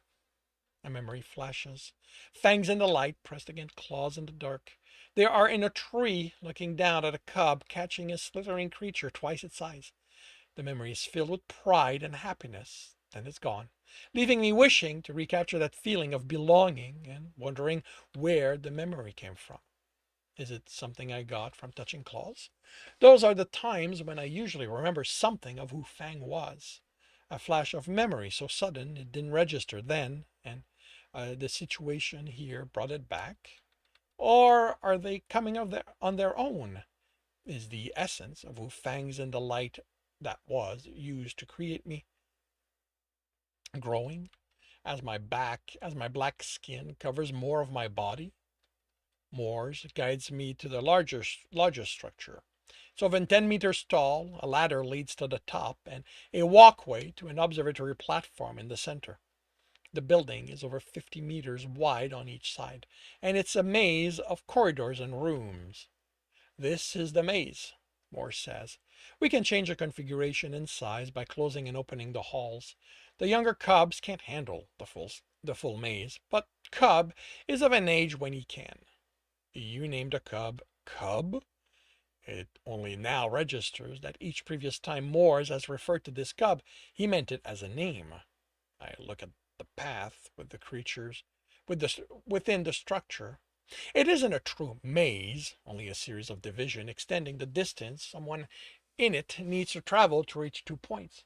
Some walls have elevated platform, lending themselves to ambush from above.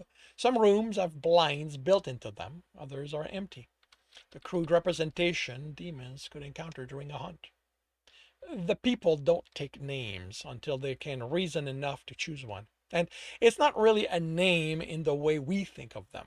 They don't need words to identify themselves. Each one knows the others using scent, the timbre of their rumble, and other things we can't register. I know you, Claus had said when I asked how he found me that first time. My scent, my being. Later, I saw an image of him tied to a post, and I knew it was him without any scent or being able to hear him. I didn't even look. He didn't even look anything like when I'd seen him before, but I simply knew it was him. What we use, Moore continues, even if they are the ones who decide what it will be, are more translations of the role they play in their community, of something they decided mark them as different. Protects the community, kills in one strike, watches the territory. The scientists who've looked into it theorizes that until they had to deal with us, the people didn't bother establishing who they were the way we do. The platform shakes, and I turn to face the arrival, stepping back until I'm at the edge of the platform. We know who we are, Predict says. Humans can't learn. They watch me, glowing red eyes flickering to the edge. I watch them think, their bodies tightening. They are looking to occupy less space or preparing to pounce on me. Different mode of communication lead to different ways of thinking. Moore's reply, still looking at the maze.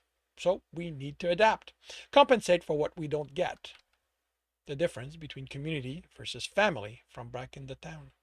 Both mean the same thing to one, but not to the other, and neither can get the other to understand that. Morse hasn't reacted to Protect's arrival, an expression of his comfort, or did he know they were coming? I fight the urge to yell at the men to run, to escape, but doing so might draw the demon's attention to him, the attention utterly fixed on me at the moment. I am without weapons and facing a demon older than any I've encountered before. Years of training scream at me to attack, take the offensive. I know better, but the belief no demon can be trusted is ingrained deep in me. There! Moore's exclamation breaks the tension and Protect is at the edge next to the man, head darting as they look the maze over, an eager and pleased rumble drifting off of them. I'm so surprised at by the change of behavior. I take a few seconds before moving to join Moore's on the other side. Before moving and joining Moore on his other side. I look and spot a creature running in the halls, making sounds of distress. It's a smaller version of the creature Morse called horses, its coloring more red than gray. I spot something else, quick motion from shadow to shadow to shadow trailing after the horse. Protect moves and focuses on them. They move up and down, a joyful rumble coming from them, and I realize they are bouncing in excitement, gripping the edge so tightly their claws are bending the metal. I notice many such damage around the platform. I try to pay attention to the hunt, but it only serves to remind me I haven't eaten in too long. The last ended in me unconscious, and Moore's meal did little to sate me. To distract myself, I studied the structure more carefully. The walls are a mixture of wood, metal, and concrete. There's a sense of the change in material being dictated by necessity that there's a sense of change in the material being dictated by necessity that the expansion came by force rather than planning.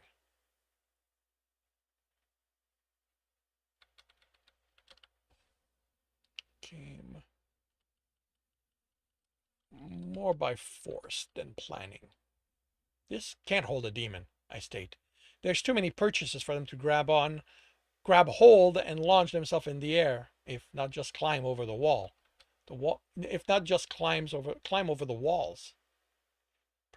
Protect lets out an annoyed growl with an undercurrent of shut up if you aren't going to be enjoying this. But they speak. When the child thinks of the sky as a place they can be in, it's time for a true hunt.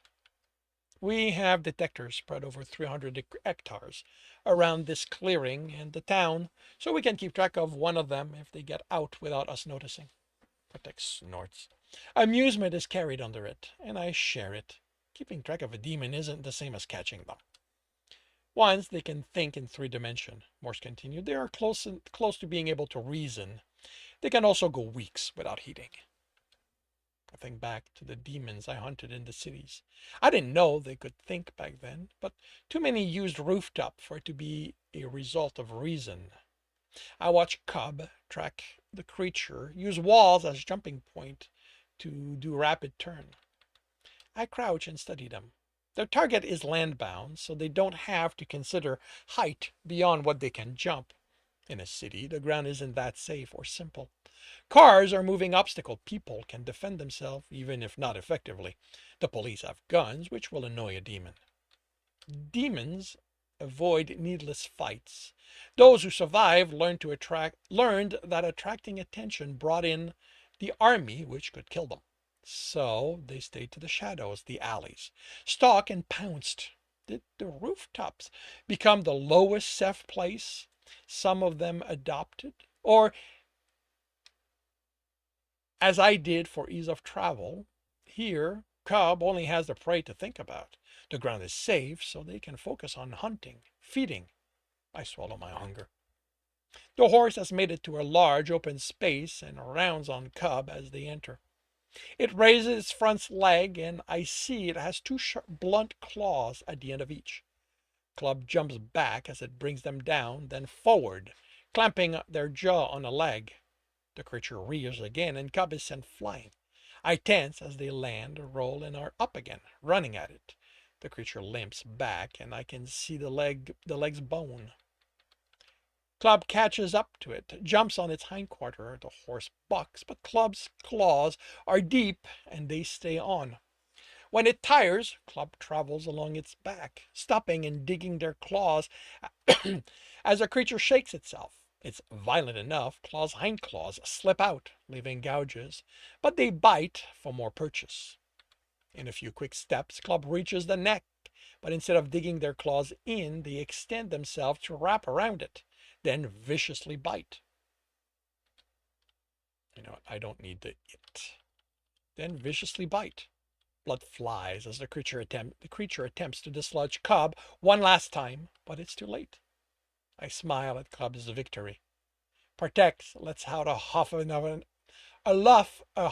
annoyance, and they're looking at me. I glare in return, and they focus on Cub again. I can appreciate a good hunt as much as they can. The horse falls on its side and grows still. Cub flows out from under it and sets about devouring it. I have not watched many demons eat.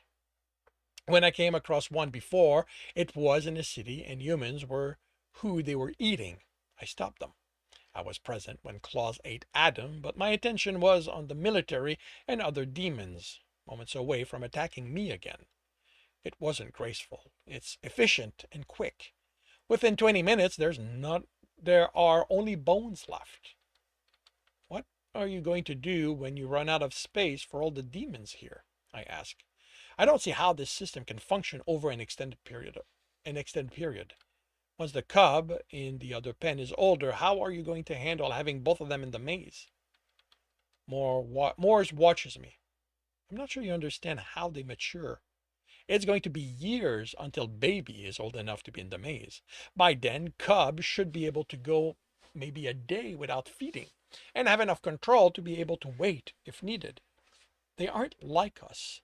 Demons live for a very long time and they mature much slower. Amanda and Jason never mentioned this. Did they know? Does the military know how demons live? Or are they simply interested in exterminating them all? Doesn't matter. Thank you for rescuing me. I say, standing. Demons are humans. I decided not to deal with them anymore. I'm leaving. No, Moore says. No, Protect echoes. But the threat in the undercurrent stops me. I'm more of a threat to him, to them, now that I know about the cubs. Don't threaten him. Moore chastises the demon, and I have to turn just to see how Protect reacts. He will tell others, the demon says, in a tone borderline on being hurt. No, I won't. That's a different paragraph. Moores watches me. Okay. Yeah. Moores watches me, concern evident on his face. I understand that you're afraid. What you have here goes against what humans know, what they believe. If I were still a hunter, the hunter I was created to be, I have no idea what I'd make of this, how I'd react to the two of you standing side by side. I'm not that anymore, but I don't want to be involved in this or anything. I don't want to be involved. I'm going to turn that into semicolon. In this or anything else. I came to the wilderness to be alone. Being alone isn't healthy, Morse says. Being around people isn't good for anyone. I reply, a statement that conflicts with how I feel. But I bury that. It will pass. If I stay, something will happen. I'll get angry at the humans or the demons. The man studies me, then sighs. Fine, it's your decision. He raises a finger as Protect opens her mouth, and the demon glares at him, but closes it. I'm baffled again at how a human can dictate anything to a demon. Before you leave, Moore says, Malia will want to examine you. Make sure you're okay. You clearly are, but she isn't going to let you leave without confirming it. He raises a hand to silence my protest. If you want to argue with someone, do it with her. I'm surprised that I obeyed him. Why? How did a gesture keep me from speaking? Protect looks at me with an expression that is oddly similar to a human smirk. And that concludes chapter 6 of An Errand Dawn. If you are enjoying this, please leave a like. If you want to know when the next chapter is going to be up, subscribe and hit the bell.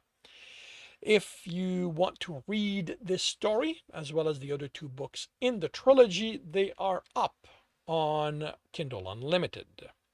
If you want a different way to support me, that is on my Patreon, where you can get access to basically everything else I've written. And if you are looking to listen to these live, it's every Tuesday morning, 8 a.m. Eastern Time on Twitch. Links are in the notes, and with that, I shall wish you a good day. Hey, Bob, thank you very much for the raid.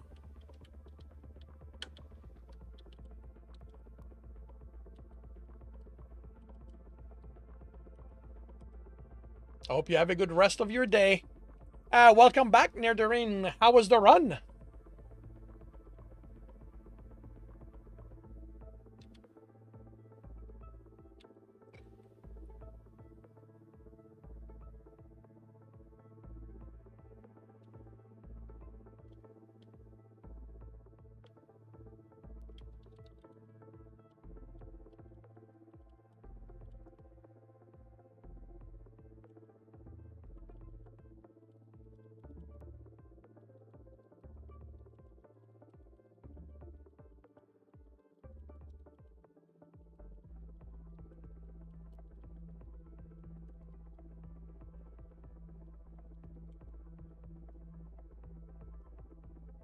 It's going to be 7.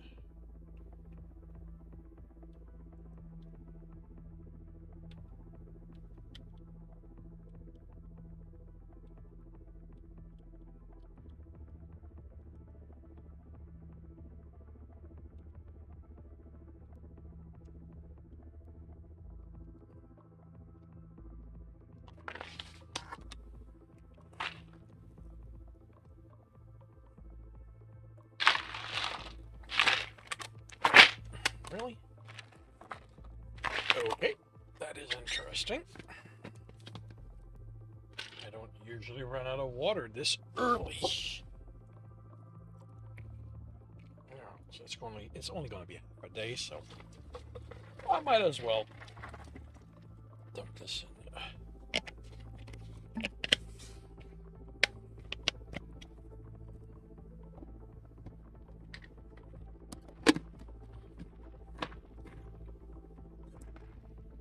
I wonder if it's got something to do with the temperatures dropping. Water's slightly colder, doesn't melt the ice as much.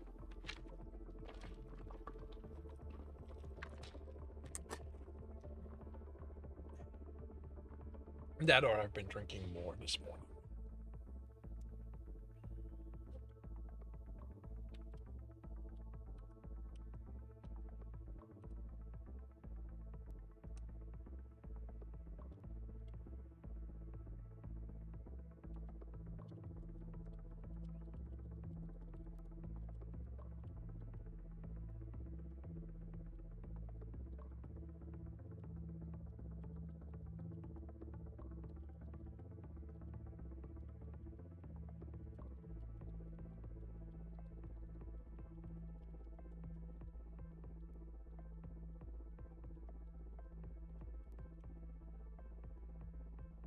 I will be alright.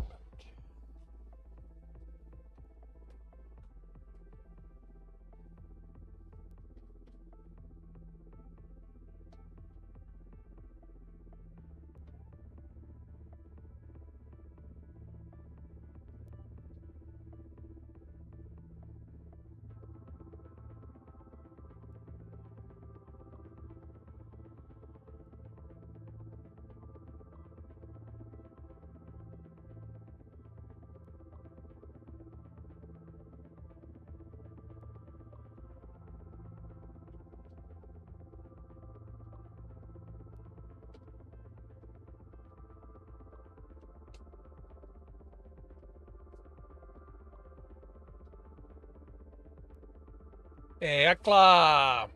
Welcome to the stream. How are you doing today?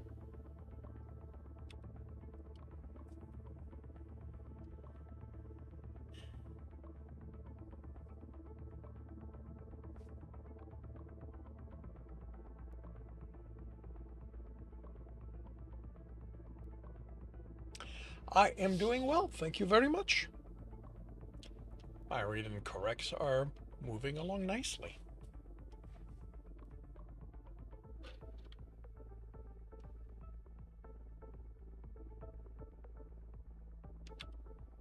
You are doing fine too. Very cool.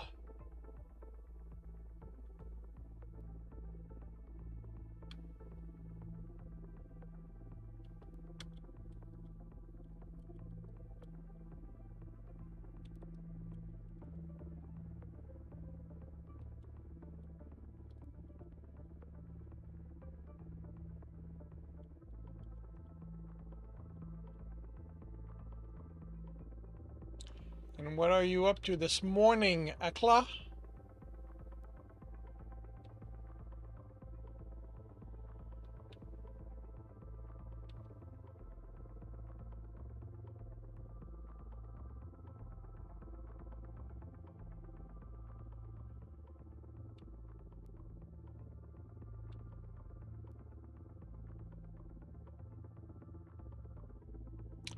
Free time is always good.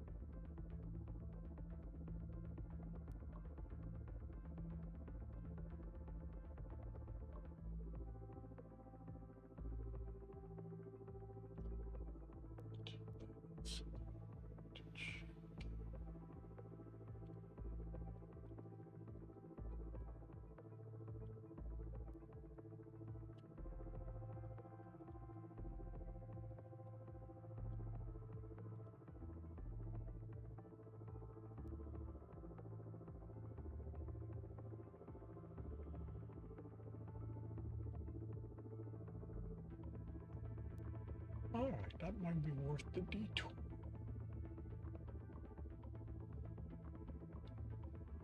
Well, I say that, but there's one at the mall, which is just as much of a detour. So if I'm going to do that, I might as well go to the one at the mall.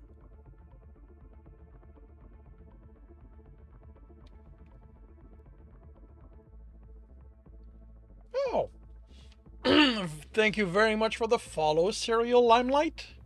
No, Serial I might. Oh.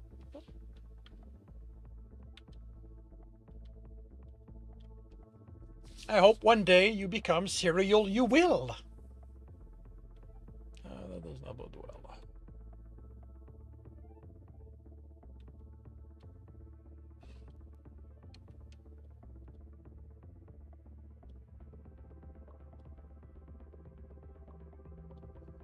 Let's see. Let's first check. Are you even in the chat? No, you are not. Meaning you're almost certainly a bot.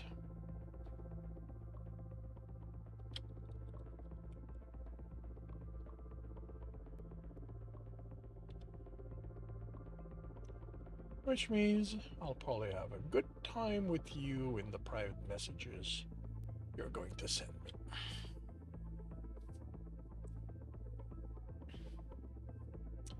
And let's see, what are you selling?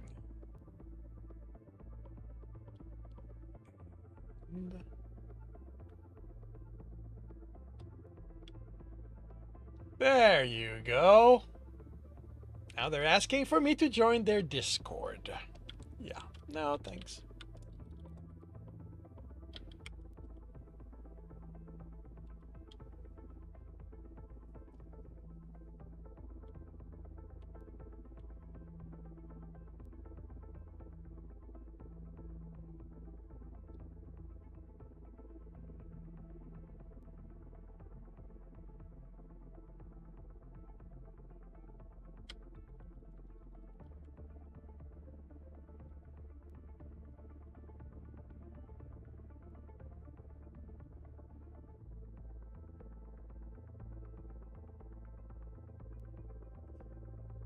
Battle station. Everyone. Battle station. We have 50 allies. We're going up against 33 enemies, and we are off with Wendrog in first place. JR takes that over. Wendrog is in second. Sir Marlin is in second. Crispy Prop is in second. JR is back in first. Marlin is in second. Crispy Prop is in third. I believe I have the kills I needed to finish my quest, which is good because that's about all I'm getting. JR is in first, Marlin is in second, Gator Paws is in third, and yep, I completed my quest. Now to see if I can buff people. JR 926 is in first place, 6 kill, 3 assist.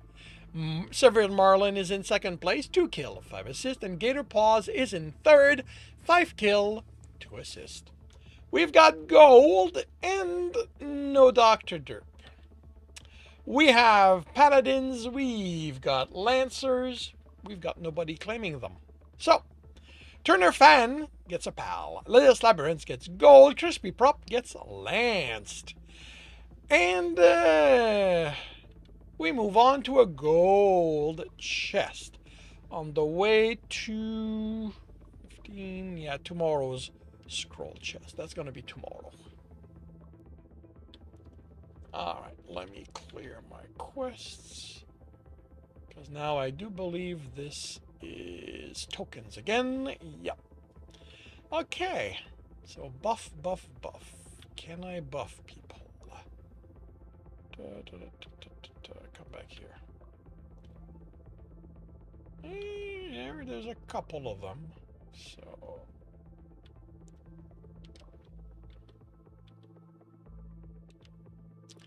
let's not leave Gator Paws alone. And in half an hour, we will see how this turns out. Alright, and I will do this morning's last chapter. Confirming my microphone is on, turning off desktop audio. I confirm I'm on the correct screen. I have the correct image up. I am starting the recording, and I will see you all on the other side. Welcome back to another reading and correcting with me, Kindar, the Tiger Writes, and Ty, the Tiger Supervisor. These are where I read a chapter from one of my stories and correct it as I go. If you want to listen to these live, it's every Tuesday morning, 8 a.m. Eastern Time on Twitch. And if you are looking to support me, that is on my Patreon. Today, we are doing Chapter 7 of An Errant Dawn. I stopped just inside the house, the living room, which is normally populated with chairs, a couch, and a screen for entertaining guests, instead has medical equipment, computers, sensors, and others. The room reminds me of one of the medical labs where I underwent experiments at the hand of Amanda's people. This isn't needed, I say, fighting to keep my black skin from reacting and destroying the shirt and pants. The memories are still clear, mainly the pleasure those scientists took in finding out how much pain and damage I could endure, how far they could push me before my reflexes and mind failed. You're back. The woman entering from another room is small but thick for her height. Her coppery hair is short, her eyes brown, and her smile is what Jason liked to call blinding. Her happiness at my presence does not engender comfort. I couldn't wait for you to be up and about. I have so many questions for you. I'm fine, I state, controlling my breathing and, with that, my fear. I'm sure you feel that way, she says, placing a hand on my right arm. My skin tightens and hardens. If she notices it as she tries to pull me to the medical bed, she doesn't react. I'm the doctor, so I'll be the one to decide that. I know how my body functions. All I need is to eat and I'll be fully functional. I look at Morse for assistance, but he steps away from me. I thank you for the help and hospitality. I tell both of them. I'll leave now. No, you aren't, she says, her smile gone. Her expression is serious. It reminds me of Amanda when I didn't measure up to her expectations, a rare thing until those last days. She's still holding my arm. I don't let my patients just walk out because they think they're fine. You were brought to me after being torn apart by a wrinkle skin. A wrinkle skin. I don't doubt whatever they did to you makes you tough. You wouldn't have survived to reach me if you weren't.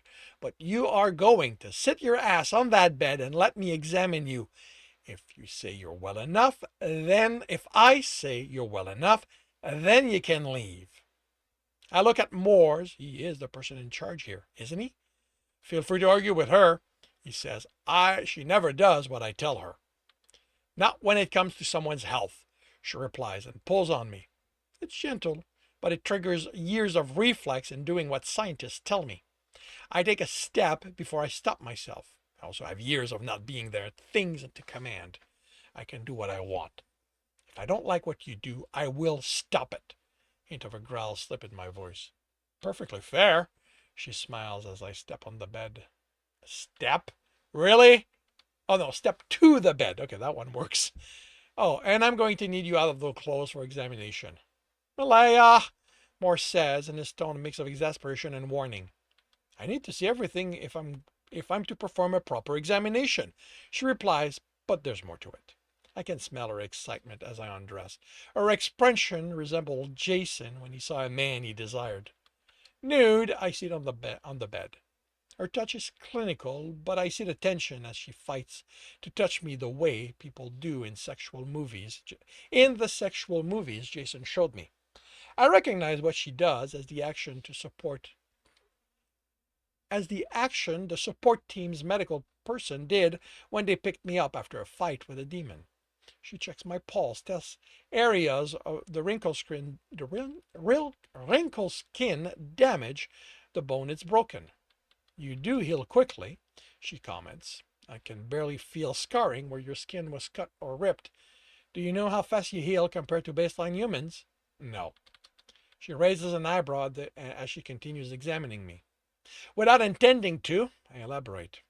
All this was always done for Amanda and the scientists' benefit, to sate their curiosity. I heal. It's all I need.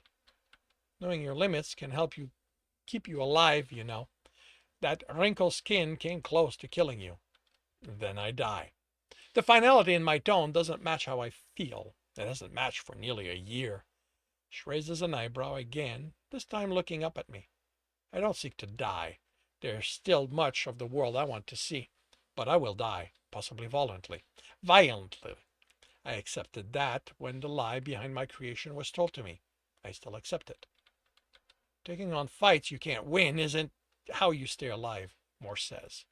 I cannot stand aside when I believe a demon endangers humans. I've tried. I'm in the wilderness in part so I won't be in such a position. Would you have preferred I let a demon eat those children? Of course not, he replies. But throwing yourself at a problem blindly isn't a good way to do it. Malaya motions for me to lie on my back. I didn't know I was blind. I say, continuing with the expression he used. What you have here contradicts everything. Okay, there should not be a contradicts everything I have been told about demons and human interaction. Contradicts what I have experienced. Morse chuckles at something I said. How strong are you? Melia asks before I can ask what I did wrong. A year away from humans doesn't help me understand how they speak any more than when I was among them. Strong. Now she is the one chuckling. A stoic patient. She looks at Moores. You have no idea how refreshing that is. The man looks away bashfully. His skin is too dark for me to tell if he's blushing, but the rest of the body language is there. But I do wish you knew more about yourself. I doubt I have anything I can use to set up a baseline for you. Demons aren't into weightlifting, although there's that set many names used for a few days. Any idea where that ended up? She asks Moores, who shakes his head. I'm guessing you can't tell me how much endurance you have, how fast you can run. I can run faster than a support van through a clear city traffic, I state, and I can maintain that speed for 6 or 7 kilometers before I feel the exhaustion. That sounds like something you tested in the field and not under laboratory condition. There were times when running back to headquarters was more practical than waiting for the van to pick me up. This time, when her hand runs over me, I can't keep my black skin from reacting, prickling. You don't like being touched. It's rarely a pleasant experience. She looks me over and her sense shifts to something I recognize as lustful. That's definitely something I should remedy. I have no interest in what you're imagining. Jason tested me. I have no sexual drive for anybody. Or demons.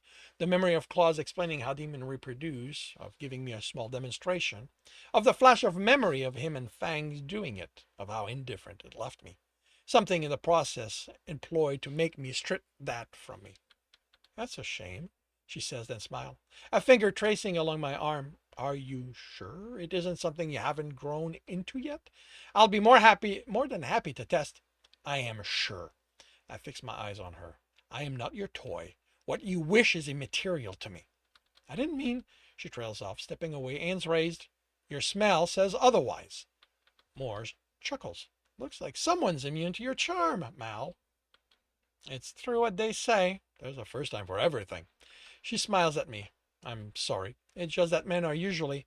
I'm not interested in hearing your justification. I cut her off. I don't act on your impulses. Okay. she replies, put off by my directness. Do you know anything about how they made you? When she touches me, her touch is clinical again. She presses my black skin, and other than preventing it from forming spike, I let it react, harden, resist her. They injected the man I used to be with a vaporized soulstone. Was that? She touches my neck, and the black skin covers it all as she searches for a pulse. I hesitate. How much do you know of what happens when a demon dies? The bulk of what I know is more lies than truth, but Claus explains some. And there was a level of reverence attached to it. Not as much as I'd like, she answers. Are you being difficult? She indicates the skin over my neck. I don't entirely control it. Be content with the fact that I kept it from spearing you so you wouldn't touch me. She searches my face, and I expect she doesn't find what she wants.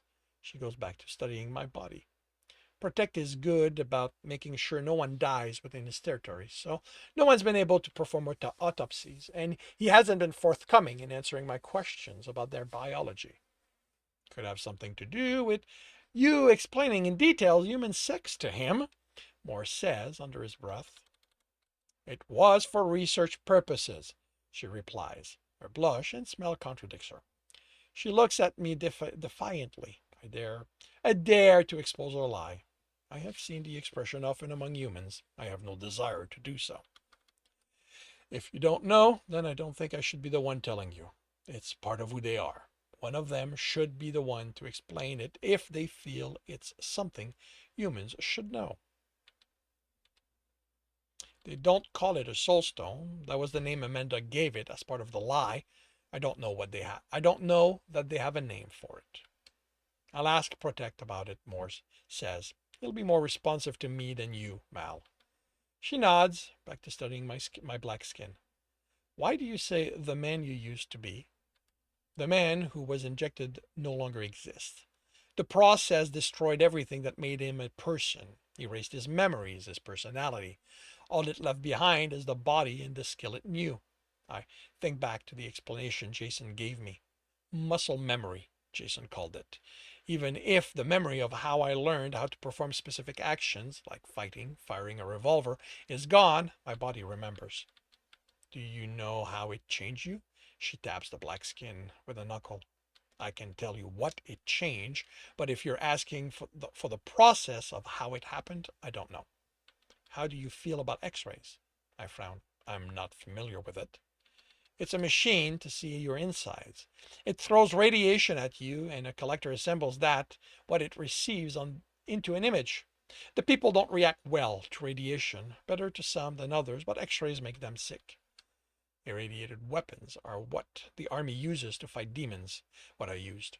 I remember Amanda standing over me, sword planted in my stomach. How I didn't heal as I should have. The goop claws placed on the wound to draw out what he called the poison. I don't react well to radiation, but I don't know how it compares to them. She nods. Then it's a sonogram I'll use. No point in risking your health just to see how you're put together. She rolls the machine closer and sets part of it over me. If your hearing is close to that of the people, this might be uncomfortable. I wince at the piercing sound when she turns it on. She moves it from my feet up, the sound becoming not intense, but it feels as if it goes deeper into my head as it approaches. I clench my teeth when it passes over my head, and by the time I realize the sound is gone, Malaya has been standing aside for a few seconds, looking at the machine screen. All right. All the breaks are about gone. Barely a few microfractures are left. I don't get into any fight with wrinkled skins or the people, and in a few days you'll be fully healed. She leans in, shakes her head. I can't believe how dense your internal body is. Can you shift your inside? Alter the density the way the people do when they reshape themselves? Only my skin and only the black part. Although, as you saw, it cannot extend to cover more of me. I look down at myself to assess how far it's spread.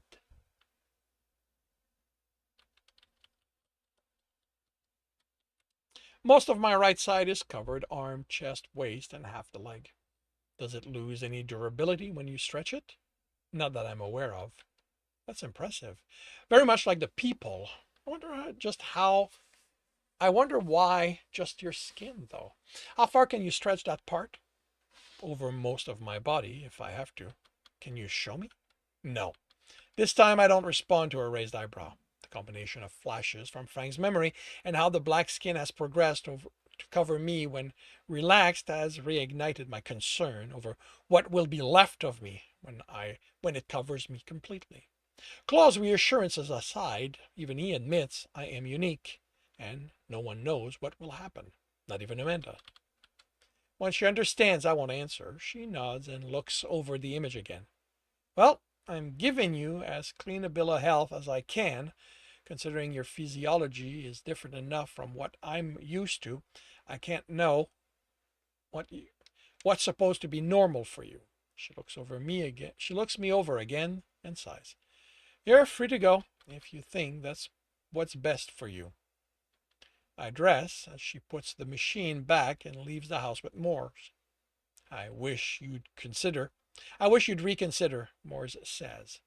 Protects is outside, waiting for us, looking over me. He growls a threat, a promise of swift death. Are you certain? They ask Moores as the man pushes the demon aside. Moores! A man yells, panting fears in their voice. Moores, they're back! I turn to face the man, looking around for the threat. Protect no longer watches me. He, too, searches for a threat. But instead of carrying a desire for a fight, the undercurrent in the growl is worry. Who's back? I ask, trying to figure out what could make an elder demon worry in the middle of a forest. And that concludes Chapter 7 of An Errant Dawn. If you are enjoying this, please leave a like. If you want to know when the next chapter is going to be up, subscribe and hit the bell. If you want to read this story, as well as the other two books in the trilogy, they are available on Kindle Unlimited. If you want to support me in a different way, that is on my Patreon, where you can get just about anything else I've written. And if you want to listen to these live, it's every Tuesday morning, 8 a.m. Eastern Time on Twitch. Oh, and YouTube. I've been forgetting that one. Links are in the notes. And with that, I shall wish you a good day.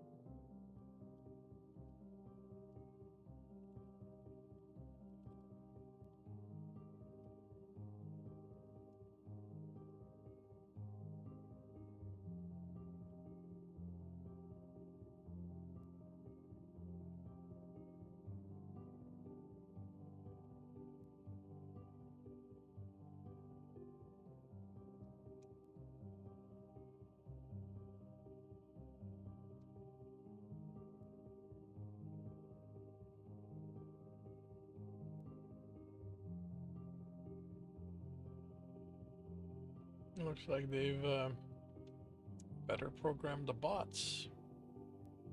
At least to recognize, no, thank you very much.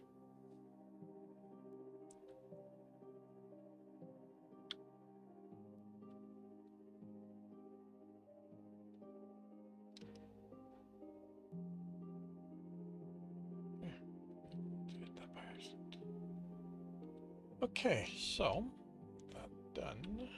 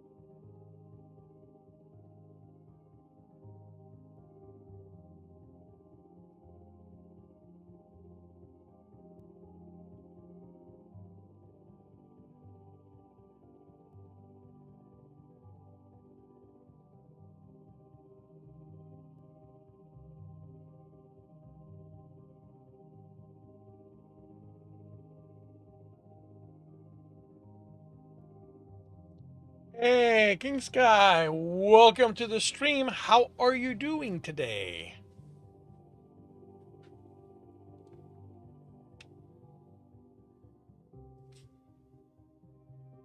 I am doing well. Thank you very much. What are you up to?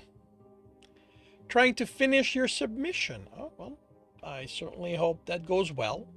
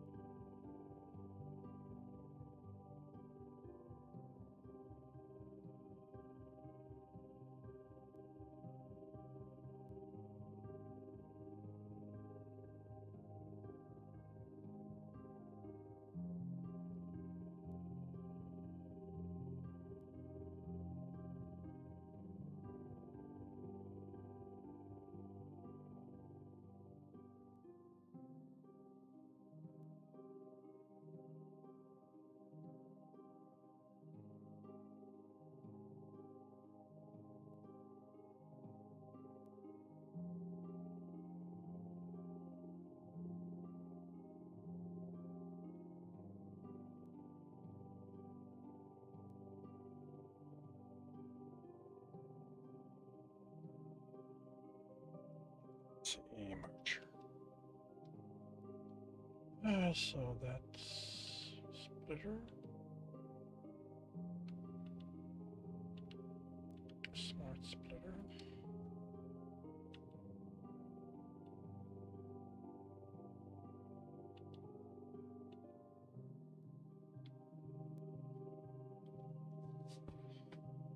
That might actually be worth.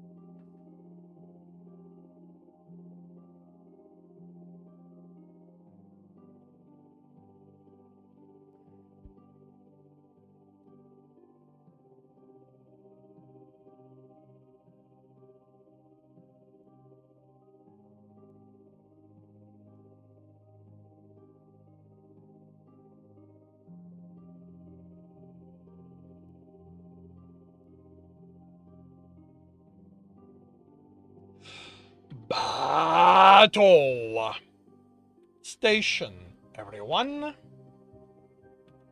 Battle station. We have 48 allies. We're going up against 39 enemies, and we are off. Arcten is in first place. Decanizer takes that over. Marlin is now in first. Arcten is in second. Arcten is in first. Decanizer is in second. Bragi takes over first. Really? I only have one assist in all that? Arcten is in first. Gator Paws is in second. Gator Paws takes over first, and with that, we're done. I got two. I'm getting there. Gator Paws is in first place, tied with Arcten. Telemetros, 8 kills. Bragi, son of Odin, is in second place, 5 kill, 2 assist. And Grink's Cat Tiger is in third, 4 kill, 2 assist. We have gold and no Dr. Derp. We've got Musketeers that no one is currently claiming. So, Montre gets the gold. Lunachew gets the Musketeers. And we move on to the last battle of the... Yeah, you're late. Last battle of the day. Actually, you guys probably don't hear that anymore. So, let's see what we got. Moderate battle.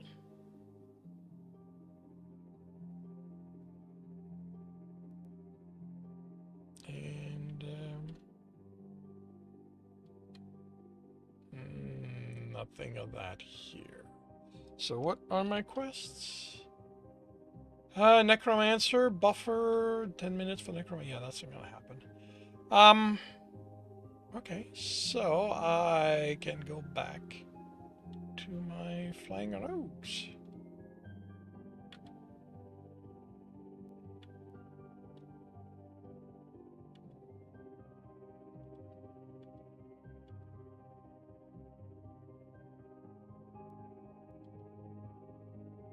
Huh, just realized, kind of means that I'm not getting that quest done, because by the time I'm back tomorrow, the timer will probably have expired. Oh darn. Alrighty, half an hour to see how this is going to turn out. And I will be right back.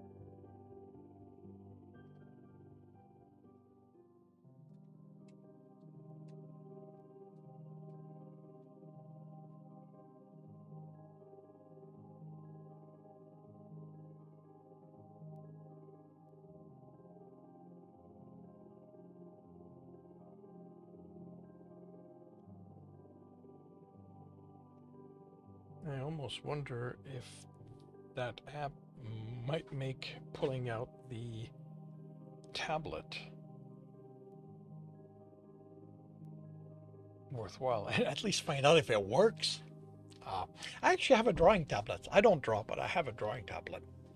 Many years ago. It's a very simple one as far as I understand. Many years ago. Someone I know online that was in financial difficulty and was selling stuff to make ends meet. So I figured I bought that off him. Back then, I was in a relationship with an artist, so I figured I would give it to them and to him, and it would, someone would find it useful. But yeah, never really happened.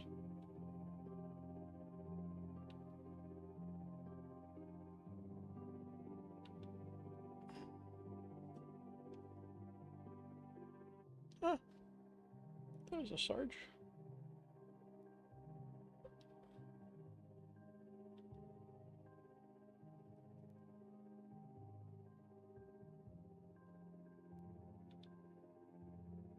That's interesting.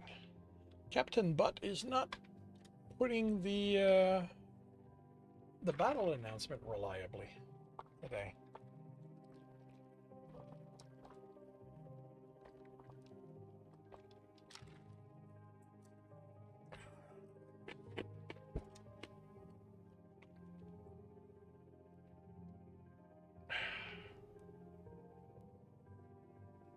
Oh, right.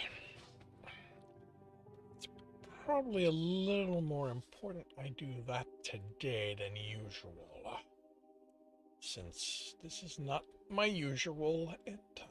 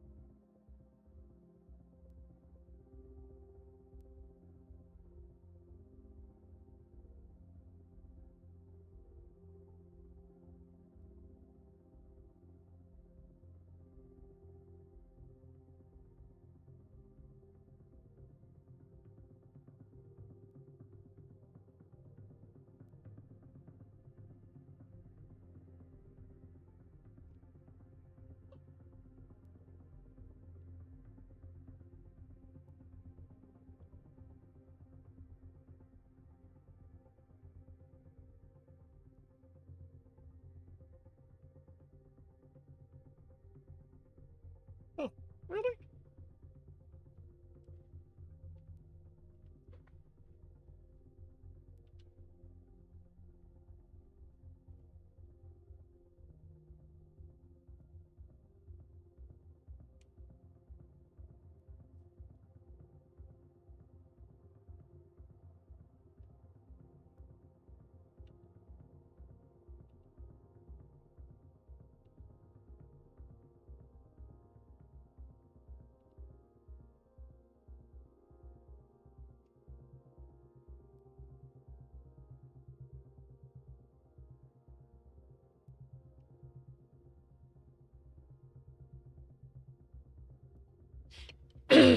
Thought I wanted.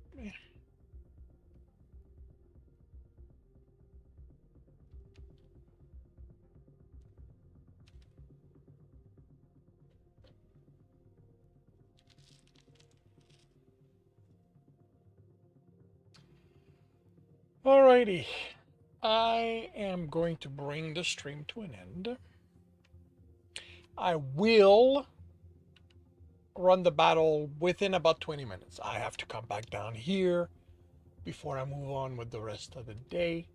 And since I do this reflexively, I'm hoping that I'll do this reflexively. So, right. Let's see who's online, who I can raid.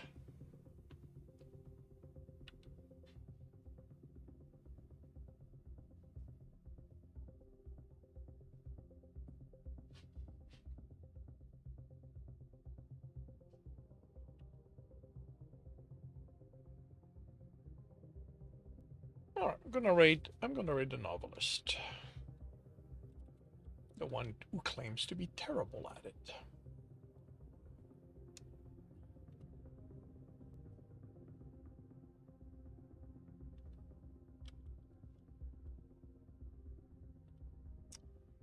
Alrighty. Thank you very much, everyone, for dropping by and keeping me company for this half day of work. I will be back tomorrow morning, 8 a.m. Eastern Time. I hope to see you then. I'll be working on Stepping Wild, and in the afternoon, The Captain's Heart. So I hope to see you then. If I do not, I hope you have a good week, a good weekend when it arrives, and I'll see you when I see you.